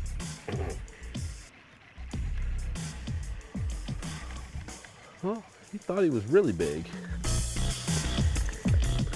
You know, I firmly believe that fish get accustomed to baits, and so since so many people have been throwing the 130, I'm personally going to start fishing the 90 just a little bit more, just because I think there's going to be times where I need to get a few more strikes. And as you can see, the strikes are still explosive. He's coming for it. Got it. Oh, that's a good one right there. He ate that one good. I'll tell you this, is the Whopper Plopper in general isn't for the faint at heart. I mean, the strikes that you get on this thing will sometimes just completely scare you. I mean, gosh, you got it good. So simple to throw. I mean, you throw it out there and you wind it in. I mean, every once in a while you're gonna have to trigger strikes, but I mean, with a stop and go or a jerk or a pause or something, but overall, you throw it out there and you wind it back. Basically, take it, you throw it out there. I like to hold the rod tip up just a little bit, and you just wind it. I mean, how easy is that? I throw it on the same rod and the same reel and the same line that I would normally with the 130.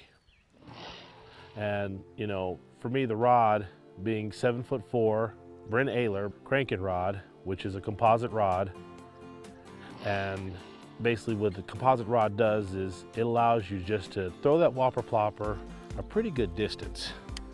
7:3-to-1 gear ratio, Daiwa Tatula SV reel, just a good high-speed reel that gives the bait a good pace. And then you don't even have to really worry about setting when the fish eats it. You just hold the rod, he blows up on it, eats it, you just turn the handle of the reel, and it pretty much hooks him with the rod.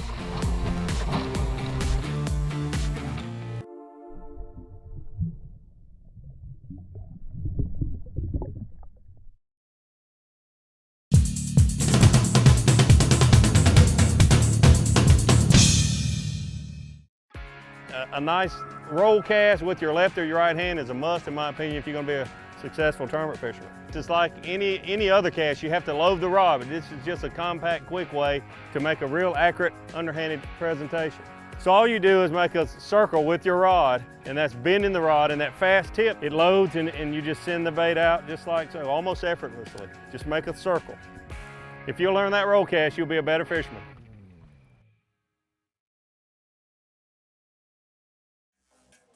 You know, we've all grown up thinking the first hour of daylight, the last hour of daylight's the best to throw topwater bait. The reason why guys like Ish Monroe are so good with a topwater, they throw it all day long. Sometimes the best bite with a topwater, it's the middle of the day.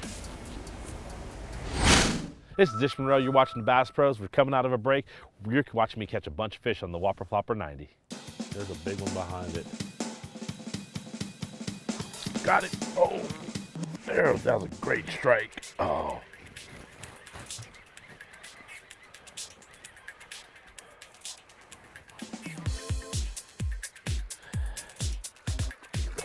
Oh, he just smacked it. And about that one on there, you know, my head was actually looking away, and that's why braid is so important when fishing these topwater baits. I mean, basically you can just keep winding it and he'll hook himself. And he's got both hooks stuck in his head. The reason I use braid is for a couple of reasons. One, braid has zero stretch to it. So when a fish comes up and eats the bait, I can actually just get the hook into him. Two, braid floats. So you're not trying to pull the nose of the bait down when you're fishing a topwater bait, which is very, very important. So it keeps the bait sitting straight up and you get the proper action out of your bait when you're sitting there and you're throwing it. So that's why I use braid. Whopper Plopper is a great search bait because you can just move. I mean, you just steadily wind it down the bank and cover a lot of water. I mean, when you're searching for fish, it's a good way to search for them because you can make long casts, you've got a high-speed reel, and you're just winding it. And then once you've actually located them, I mean, if you really want to, you can slow down, but I mean, catching them on this thing is so much fun. One thing I like to do is, especially when I'm fishing steep banks like this, is what I call the fade line. And the fade line is where you can actually see the bottom, but then it fades off into the deep. So you have the shallow side where you can see the bottom, and then it just fades off into the deep. And I think what happens is I actually get to catch the fish that are on the bank feeding, and it'll actually call fish up that are sitting deeper that I can't see.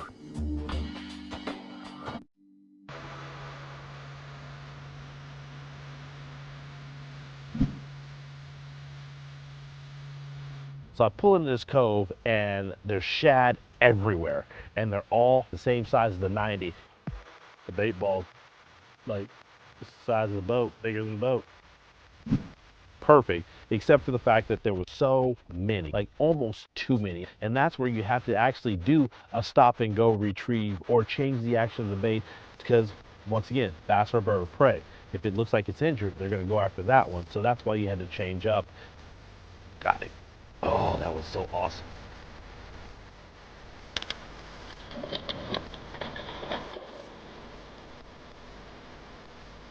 Got it good. Oh, look at that fish right there. And see, and it does catch big ones too. I mean, we're talking about the 90 version that, I mean, you see that bait? He got it good. It catches nice ones like that. Let's get this one back in there and catch another one. Sometimes you have to match the hatch to really catch the fish. So if the shad are this size here, which they are a lot of times, the 90 is gonna be the right size to catching those fish. Big ones, little ones, or just about any fish because you're matching the hatch.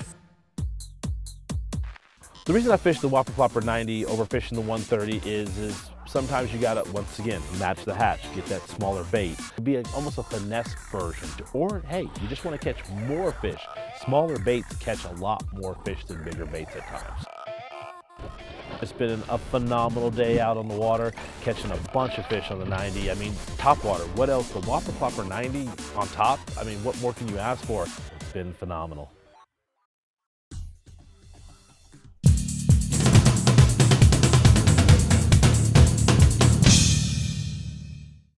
Like my son says, I'm pretty much old school, but old school works still. And so I tend to be one who pretty much uses monofilament still. And I use the Bass Pro XL monofilament line. It's still one of the best quality monofilaments, and there's not too many monofilaments left out there. I like it because of the stretch. I'm a crankbait fisherman, and I use power equipment, and in fact I set the hook fairly hard. It has stretch, which that monofilament will absorb.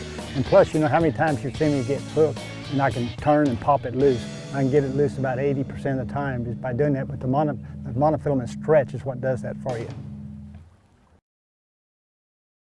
You know, when you walk into a Bass Pro Shop store, one of the biggest questions you might ask yourself, what is the right jig trailer for my favorite jig? We're going to show you that today as we go in the zone.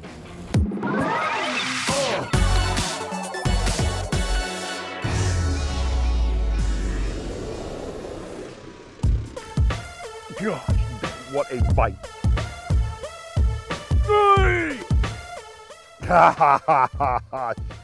That's why, number one, why you throw a jig. You know, one thing about a jig, and here's the best way to put it, is if you go down the aisle at Bass Pro Shops, there are a million jig trailers, and you're like, what? Here's the best way to put it on a jig trailer. You want more action as the water warms up, less action when it's colder. If you live by that, make your jig subtle when it's cold, more action as the water's warming up. I'd call that one right there an in-betweener, like a 60 to 70 degree trailer. And there's the payoff.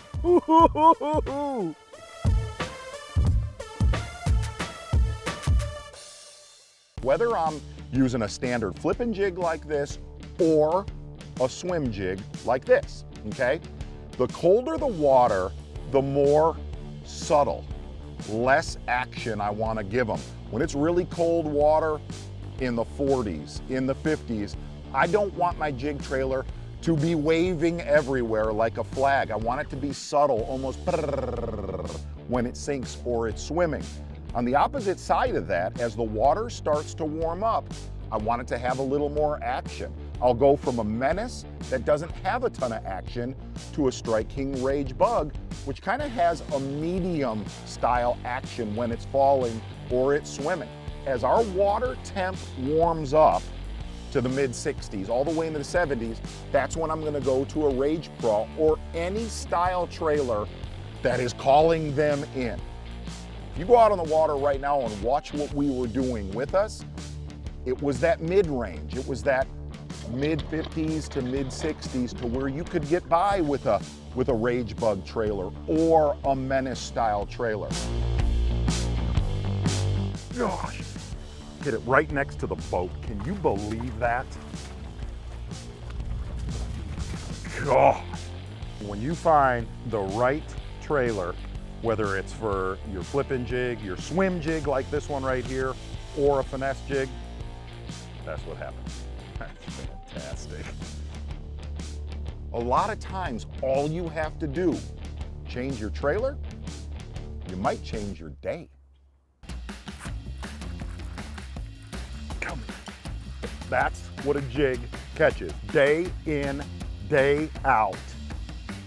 You pick the right trailer, you win a prize! Ta-da!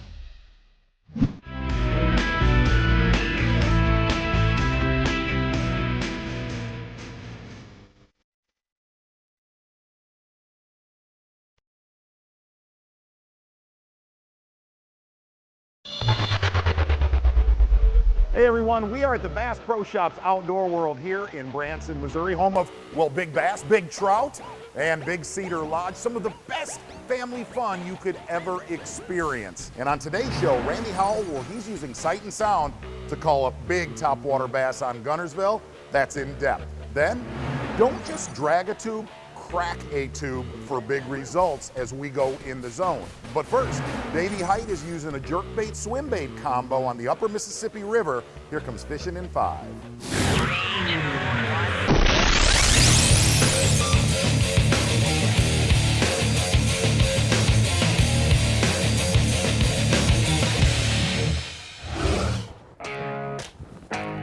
That's what we're looking for.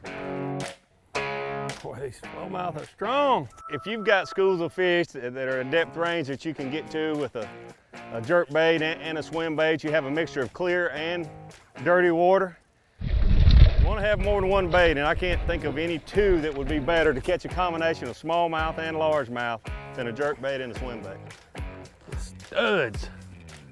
Studs.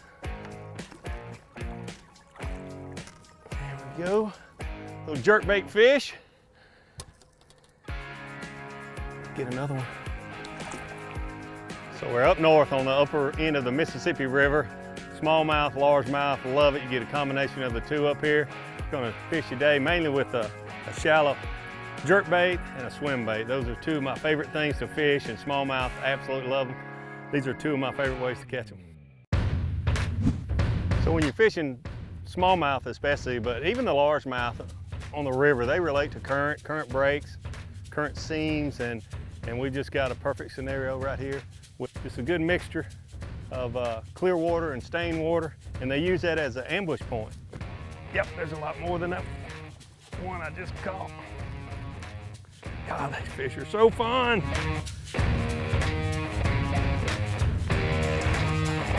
The good thing about this jerkbait, it's got 3 sets of trebles, and you don't lose a lot of fish, but you have to be very careful when you're picking them up, because we don't need to get those in our hand.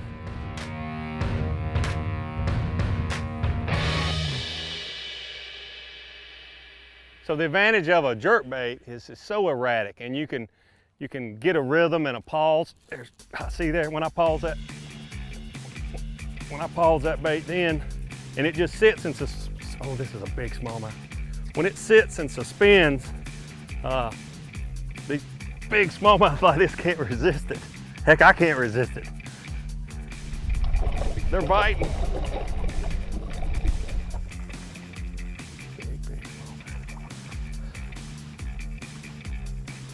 Come to Papa. Papa. Gosh, look at that. Look at that. Love it.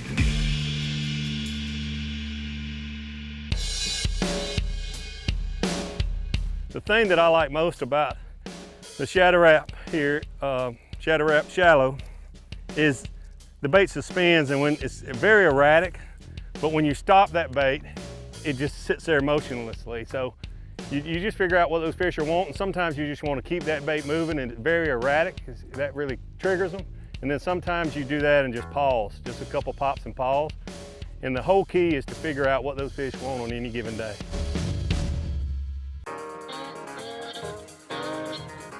I love this new 360 swimmer. Got this lip on here, gives the bait a lot more action than your normal swim bait. And one neat thing about a swim bait, you can fish it any depth. You can hold your rod tip up high, reel that bait along quickly, fish it up close to the surface. You can fish a broader spectrum of the water column, from real close to the surface all the way down to the bottom. A good steady retrieve is probably what I do most often. Oh, not even, it's just below average size, but gosh, fight like a champion. Fast, slow, stop and go. You need to try all 3 of those retrieves, whether you fish in a crankbait or a swim bait. This is a great swim bait, 360 swimmer with a boot tail and a lip. Gives it a different action. There's actually a rattle in the head, which really helps you in dirty water.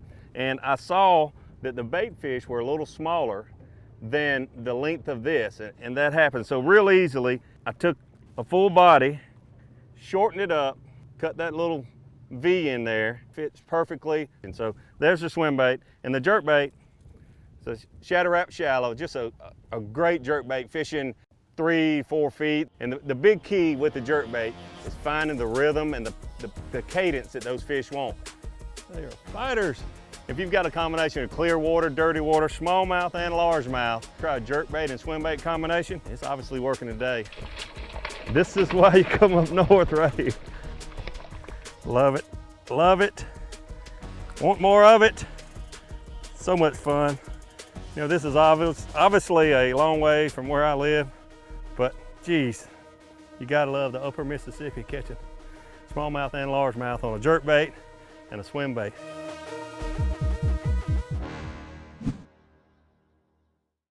Well, Randy Howell loves to throw a topwater bait. In fact, he's one of the best in the world at doing it, and he's going to show us a new twist. It's time to go in depth.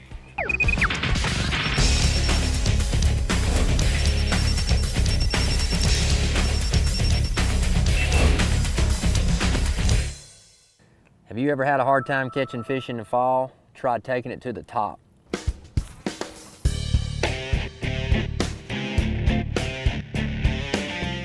Oh gosh, first cast. Daggone. My first cast of the morning. Look at that, boys. That's how you start your morning. First cast, Livingston Walking Boss 2. Barely turned the handle and boom. Look at that, he got that red hook, and that's one of the reasons I use that red hook. I say it every time. The red hook helps that fish connect, get that bait in his mouth. Look at that, eat it up. And that's a good muggy, hot, early fall morning, cloudy weather out here on Gunnersville around all this beautiful grass. Those fish don't always stay in the grass and eat frogs. They roam around in the fall, and they're hard to make bites sometimes, but top water, like this Walking Boss 2, that motion and the way that bait goes side to side really triggers those strikes early in the morning. You got to catch them while it's early, because once it gets hot, they go back in that grass and they get hard to catch.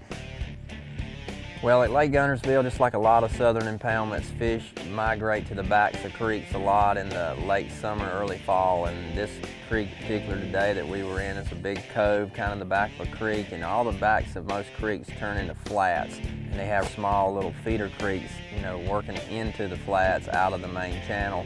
And those fish just use those like little highways to come in and out, and the bait fish go first to the backs of these creeks, and then the bass follow, and that's kind of what we look for this time of the year.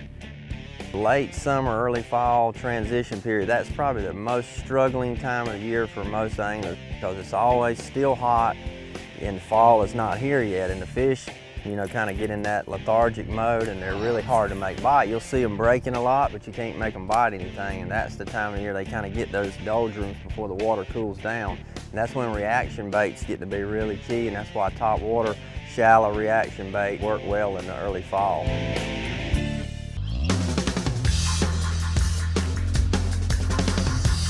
Oh, there's a bite. Oh, dang.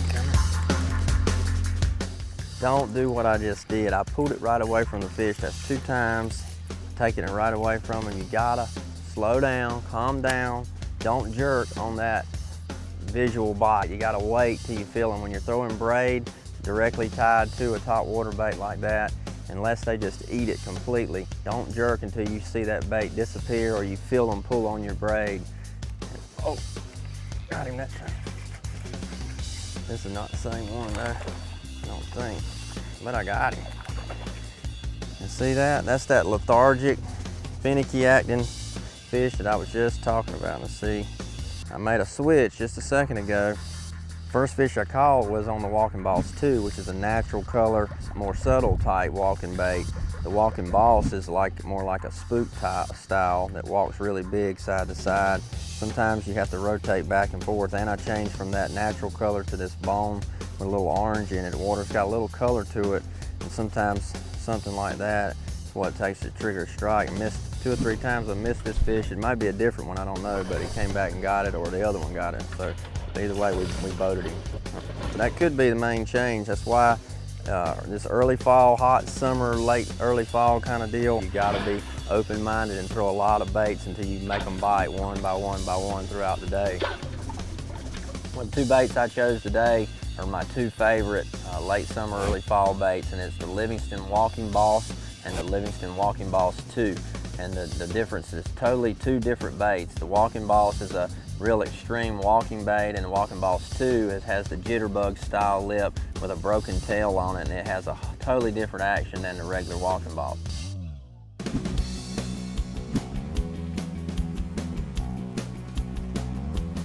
Oh gosh, he jumped over it. He tangled my bait up. Now I'm gonna let it sit there. Oh gosh, took it right away from him. He actually gave me the chance I needed. I let it lay there and he ate it. And then I still jerked too quick. That's because I was too close to him. Not a good smack, he didn't, and I took it away. Let's see if he's still around there.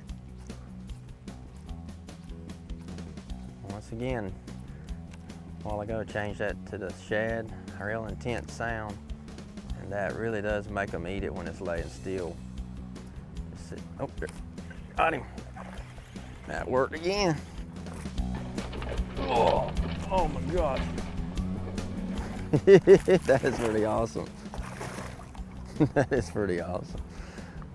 You need every chance you can get. Just like I said, if it gets you 1 or 2 more bites, and I put fish like that in the boat in the tournament, that's what we do it for. Having all your stuff set up just right. The right bait, right line, all the right setup, and be patient and don't jerk it too fast. And you might get lucky and get another chance like I just got on that fish.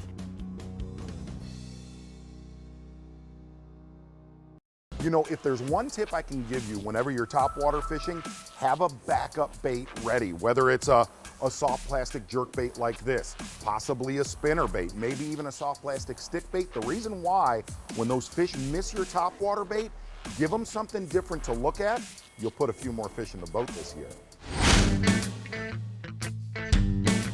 Well, we're out here today, you know, on Gunnersville, and the good thing about homeschooling, my wife homeschools our boys, and Laker's 17 now. He's always grown up fishing, been in the boat just like Oakley all his life. And the homeschooling, we're allowing him to stay out of school today and run the chase boat, make him a little money for gas. And he's out here today, and he's pretty proud of himself because he kind of put us on these fish today. They were in front of this dock. They probably moved out a little bit. You know, fishing, we've always said, and most everyone knows, it's the only sport in the world where, you know, you can start very, very young, the time you can walk all the way till, you know, you're 100 years old and still have passion and love to fish, and everybody can do it. You never get too old to be able to do it, and you're never too young to be able to do it. And my boys now are, you know, 12 and 17. My wife's fished with me all her life, so we just really have a good time. It's no better family sport there is other than fishing. Now the key to this place being so good, and this is what you got to look for to find fish like this when it's hot water and it's early fall, but it's not cool yet. Those fish are in these troughs. You've got this big flat, whether you have grass or not, this flat is a big sandbar, and you got a little ditch rolling into that. And I'm going to sit way back and just kind of picture in your mind what it looks like underwater. It's real flat, and then it's got a gradual slope. I can picture those fish kind of roaming down that little drop on here, just like they do in the tanks. They kind of roam, and they're never on the surface, and they're never on the bottom. They're kind of midway, and they're just kind of swimming and looking up that ledge, and that's what they're doing out here. So once you picture that, that helps you get a better image of how to make them bite. And a lot of times your boat goes right over top of them, and you don't even know they're there. Everybody pulls in and tries to throw the frog, and right where the boat is sitting, that's where a lot of the fish are, roaming around after bait, just like that. Gosh, that one smashed it right there now. Oh yes, that's a good one. We didn't have to play with that one. He got it in the first hit. Look at that. Oh yeah, that's a fat one there now. Look at the belly on that one. The last 4 we've caught have been real skinny and long, and that's kind of normal for hot weather. They hadn't started feeding really good, but this one's been eating good, and he's right in that trough. And all of a sudden, the same place we keep throwing to, the fish actually came to me. They'll keep roaming around because they're roaming around after shad. If you sit in one spot and you just keep fan casting long casts with top water like this, you can get those fish to kind of come to you, and that's what we look for this time of the year. Oh, God. Oh, come on, baby, come on. Got him. Let it lay there again. Made that sound, he couldn't stand it, baby. That's a big one there now. That's the biggest one we caught all morning. Oh, yeah, nice one. He ate that thing. Oh, yeah, that's a good one right there. Easy does it. And treble hooks.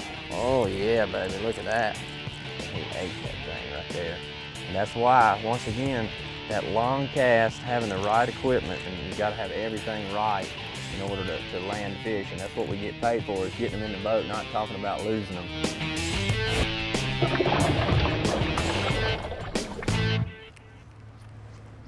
The biggest problem I see with guys, you know, fishing top water is they try to use too soft of a rod or too short of a rod. You need a rod that has a stiff backbone with just a little bit of tip. I designed this rod 7 foot 4 inch medium heavy, because you can make that cast far and you can also hook that fish and bring him in the boat. And when you pair that up with braid, I like 55-pound Daiwa Samurai braid and an 8.1 retrieve Tatula 100 reel, and then all the way down to your bait. And Livingston Walking Balls has the good Daiichi hooks on there, and I like that red bleeding bait hook in the front. You put that whole setup together, that's as close to 100% hookup ratio you're going to ever get on top water fishing, and that's how we get paid, is getting them in the boat.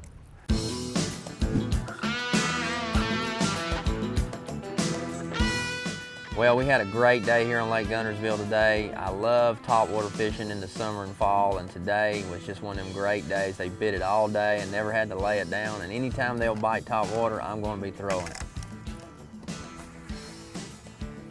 That Walking Balls 2 is a really good slick water bait. I think they, oh, there he is. Oh my gosh. As soon as it came by that little piece of lily pad, nice one. He hammered it. Look at that, boy. Oh yeah, come here, big boy. Look at that. Can't even see that Walking Balls 2. It is all over his face. Oh man, this is a good one too. Come here, boy, come here. Come here.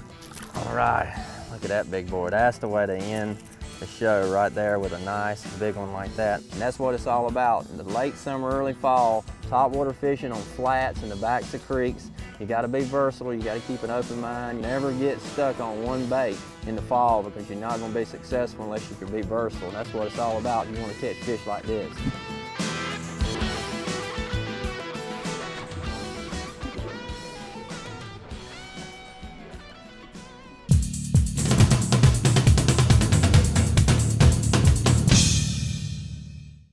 So when fishing crankbaits in the fall and you have these lay down, all the leaves are off of them, one of the great things is a square bill crankbait bind, because it bounces over the log, goes to the side, it looks like a little shad coming through there, and the fish just love it in there.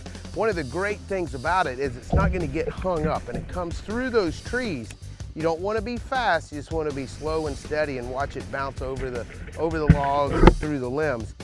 Have fun and enjoy your day on the water, whether you catch them or you don't. You know, the simple tube bait has truly passed the test of time, but if you want to catch more, get aggressive with this little dude. Let's go in the zone.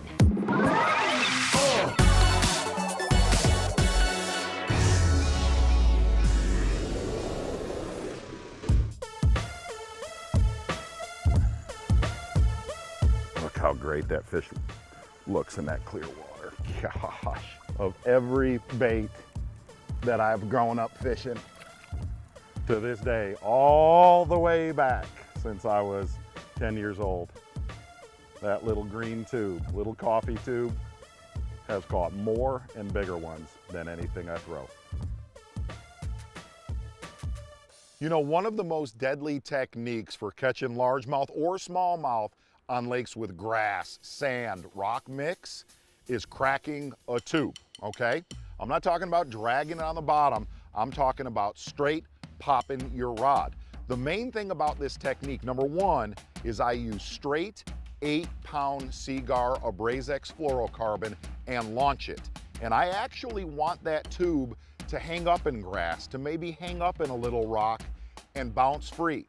If I use braid and I do that move right there, that braid will command that bait and make it move too much. It makes the bait too reactionary. The straight fluorocarbon acts like almost like a shock absorber. It only lets that bait bounce so much. The other side is I rarely feel a bite.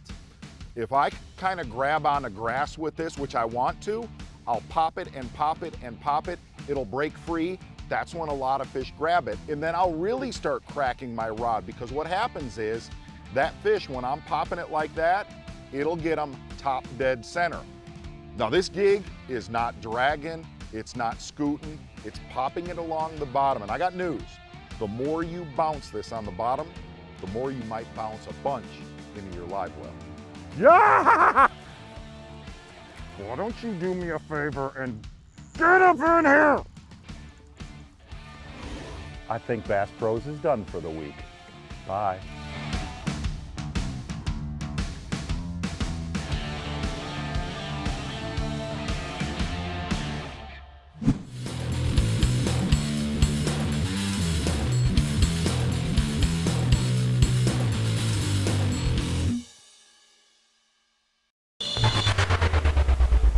Hey everyone, we are at the Bass Pro Shops Outdoor World here in Branson, Missouri. Right outside that door, Lake Taneycomo, Bull Shoals, Table Rock Lake, and some of the best family fun on the planet. Something you need to come down and see. And on today's show, well, Davey Height's gonna show us how to find fall bass on big rivers, like the Mississippi River, as we go in depth. Then, let's go a little old school. Let's go swim a grub for huge results. It's today's In the Zone.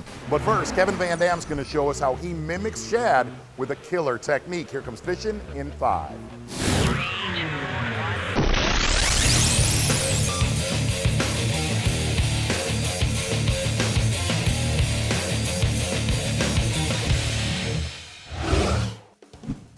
Nice one. You know, when you're throwing these swim baits, they're really, really effective. But the trick is definitely keeping them in the zone where the bass are at. Oh, come here. There's that fat Kentuckian. I mean, look at that, he swallowed it too. Swim baits are just such an effective bait. They're just so efficient at imitating the bait. The big thing that I've learned about swim baits is it's all about fishing the right zone, you know, where the fish are at, and, you know, using your equipment to keep that bait in that zone. So not only, you know, the right depth, but boat positioning, electronics, and things like that, because it's not a fast presentation. But if you can show it to the bass in tough conditions like this right here, they just can't help but bite it. You know, I like fishing swim baits really in all different depths. You know, when the bass are up real shallow spawning, they're great for that. They're great in grass and a lot of things, but these fish can be anywhere from, you know, 50 foot to up on the bank. And, you know, this is a lake that has a huge shad population. And even though, you know, it's got a lot of rocks and, you know, the bass are on crayfish and things at times, just having that bait out there is very visible and they can see it. So I'm fishing top to bottom this way. You know, if the bass are up off the bottom and they're roaming looking for shad, this is exactly what they're looking for. If they're down on the bottom and they're looking for crayfish, they're not gonna pass up an easy meal of a slow moving shad going over the top of them. So it's just a really efficient way to cover a lot of water and get a lot of bites when it's tough. You know, I mean, it's cold right now. These fish should be more active, but you know, with the cold front conditions and things like this, it's just a nice subtle presentation that they'll still hammer if they see it.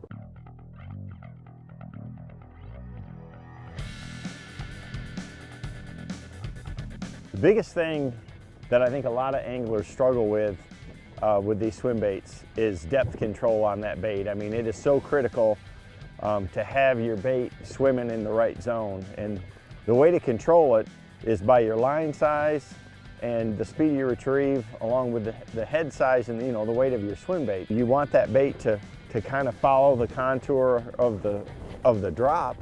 So I'm gonna count it down to start with, you know, all the way down close to the bottom, and then just start a slow retrieve. That's why we use light line, because it doesn't have near as much drag, and it's gonna help keep that bait down in the water column. As I'm going along and just reeling that bait like that, you know, I'm gonna stop it every now and then and just leave tension on the line and let it sink back down to the bottom.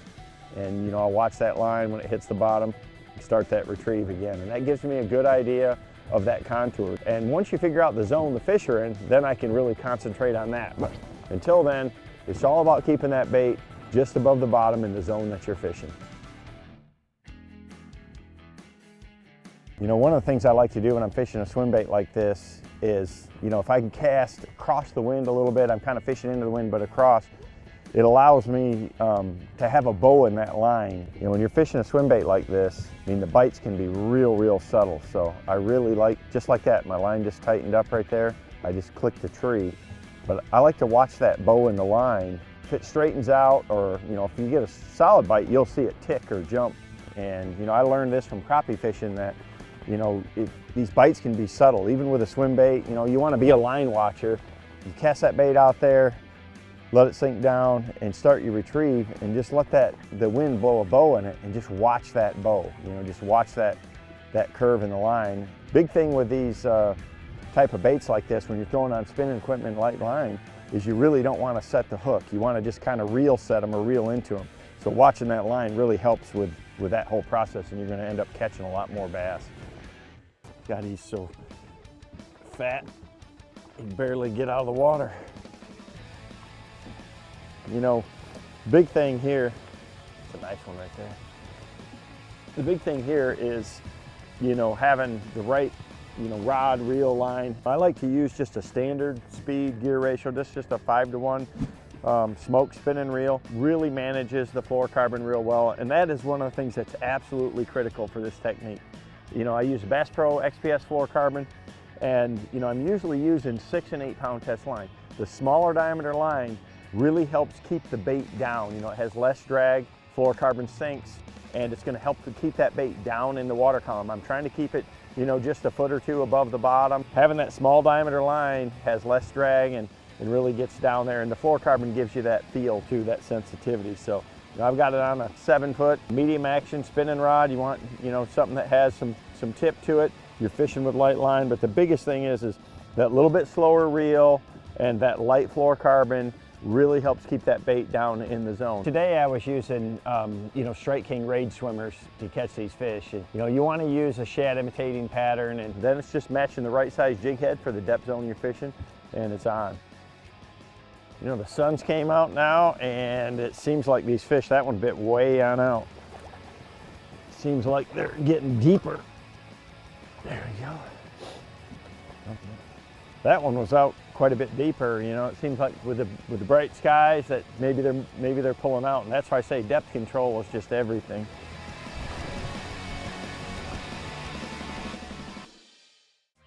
Now, why would Davey Height drive from South Carolina to the upper Mississippi River in Minnesota? You're going to understand why in 1 minute. It's today's In Depth.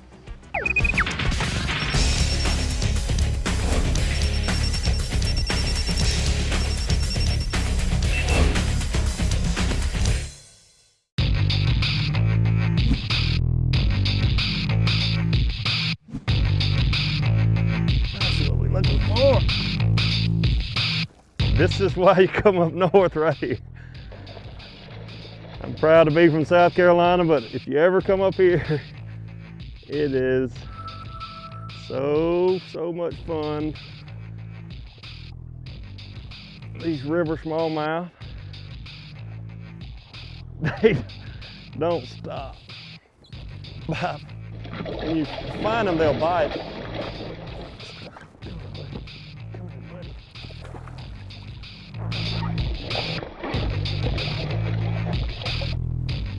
That's what you come way up the Mississippi for here in Minnesota.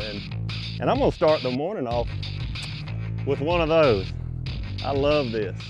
So today we're at the upper end of the Mississippi River, about Minnesota, pool 3, pool 4, kind of right in there. Gonna target smallmouth and largemouth bass with crankbaits. The water's dirty, the water's been up high. We're gonna try some shallow water and mid-range crankbaits. We've had a lot of rain up here, and there's some dirty water mixing in with clear water, so you want to be at least close to the clear water. Those smallmouth want that clear water, but they'll use that seam in the water clarity as cover, as an ambush point. And here you've got a current break because that current is coming in, and the slough you have cutting off there to the side is making an eddy right there.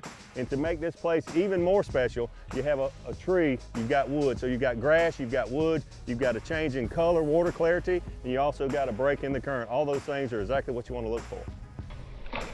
This is so much fun, and the dilemma as a bass fisherman is, are you around fish or not? Because if If you're not around them, obviously you're not going to catch them. But so many times you might think you're around them, but you haven't figured out the bait, the retrieve, what those fish want, and you have to throw a lot of different lures. Well, I love to search with a crankbait. This is a DT6, and it's just a way to cover water. And the time of year and knowing how aggressive the smallmouth are this time of year, you just cover water until you find it, find a school of fish, and they'll, oh, they're in there. One thing that makes me love fishing up here is you can catch good smallmouth and largemouth right, back-to-back casts. They live in the same places. They're obviously fun to catch.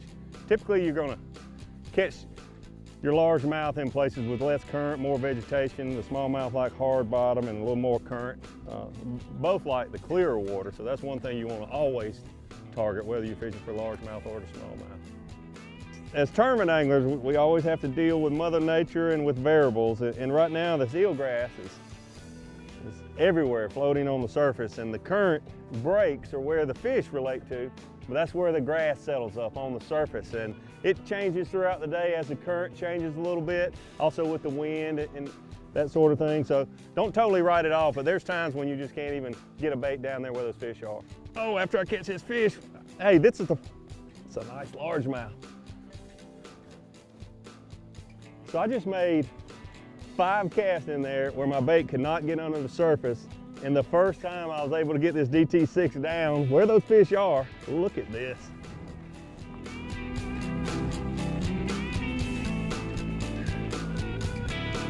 A little salad mixed in there with a DT6.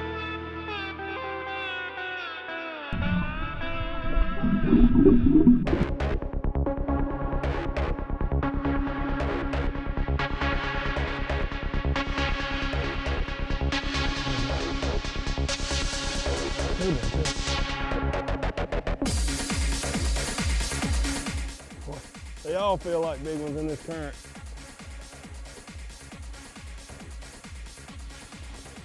So this fish isn't as big as the one I caught a minute ago, but something real interesting here. I've been throwing up current and reeling back, but I'd fished it thoroughly and only had that one fish.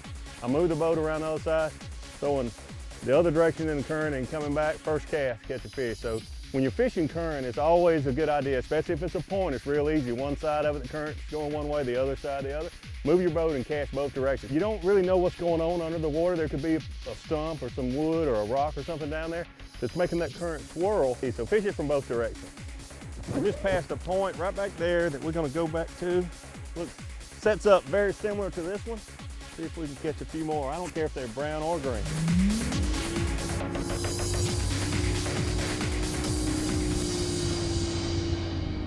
You know, if there is one thing to remember whenever you're fishing a river, fish shallow. Whether you're on a dirty river, a clear river, if a bass can get enough water over his back, he will live there.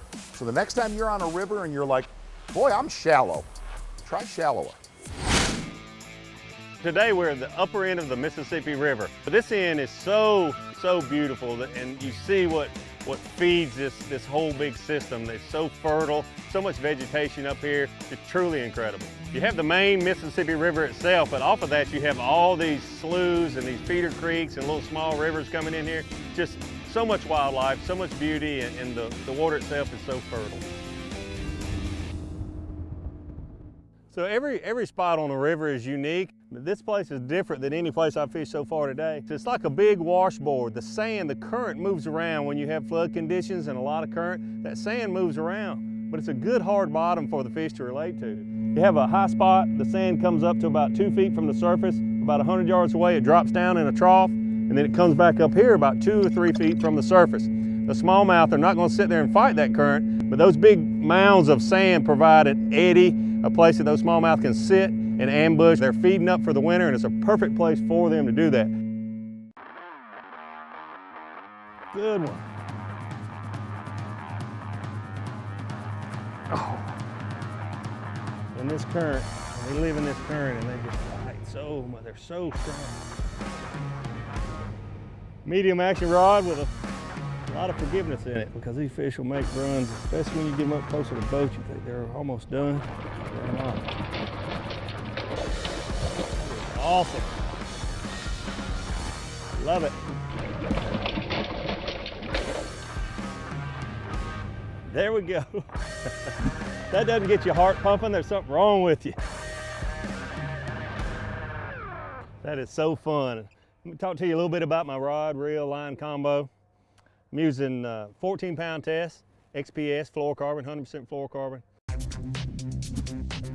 It's a 7'1", medium action, Johnny Morris Platinum Series rod, and I just absolutely love it. It's a fast taper, which I like a lot, but medium action, it bends throughout once that fish really leverages and pressures this rod. Then this rod has enough flex and enough bend to be able to land these fish.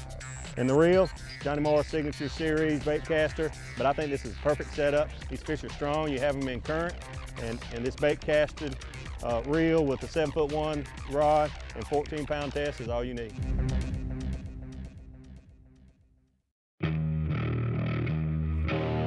Wow, what a fighter. Big smallmouth again. So it's you can almost never go, Holy cow. so you can almost never just have one crankbait. You've got to have a couple because you've different depths. Oh, what a beautiful smallmouth. Because you're fishing different depths. So the DT6 obviously runs only about 3 to 4 feet.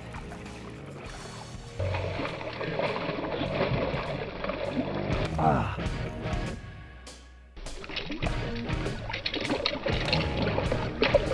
Ta-da! It's what you get up early in the morning for. It's what you get up early in the morning for. So beautiful. Look at there. So here's the deal. Using 2 crankbaits, catching smallmouth and largemouth. This bait only runs 3 or 4 feet deep. It's a BX Brat, Delta color, and then I'm throwing the red crawl in the DT6 when I need the bait to go a little bit deeper. Both of them have been very effective today. The stained water has really dictated the bait that I want to throw. It's got a lot of vibration, moves a lot of water, and these smallmouth can't resist it. The shad, they like this clear water, this shallow water this time of year, so they're in these same areas, so it's a perfect scenario for you to look for the clear water.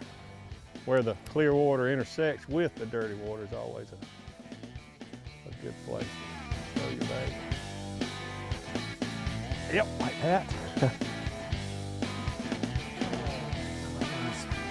Oh my gosh, big smallmouth. So every morning when you get up to go fishing, you never know what you're going to experience, especially on the Mississippi. A lot of rain, the water clarity changes overnight, and wow, moved around just a little bit, and when you found them, it was like magic. 2 of the places fish came up schooling, just a magical day.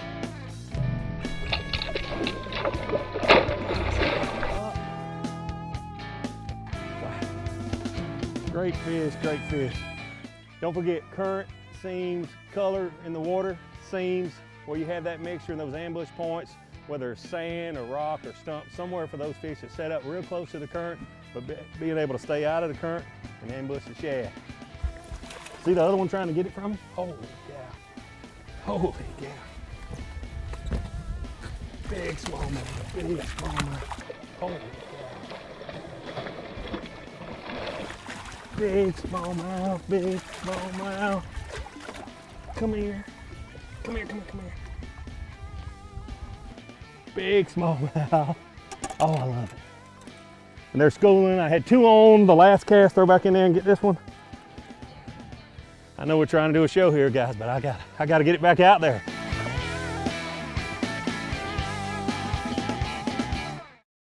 You know, one of the most overlooked techniques in bass fishing is just swimming a grub. Not only that, it is one of the easiest and most effective ways to catch them, and it's today's In the Zone.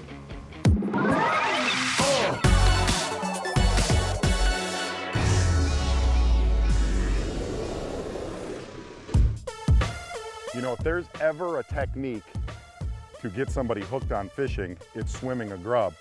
All you need to do is throw a grub out, let it hit the bottom, and reel it in.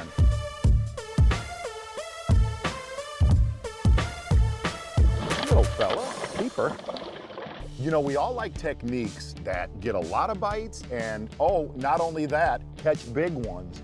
One of those techniques in clear water situations is swimming a grub. And when we were doing today on the water, we were throwing a 5/16 ounce light wire jig head with a Strike King Baby Rage Menace grub. All you have to do is launch it. Let it get to the bottom and start reeling it in. There he is. It's a nice one. Yeah. Nice. I throw this on braid to a long fluorocarbon leader, okay? Long fluorocarbon leader.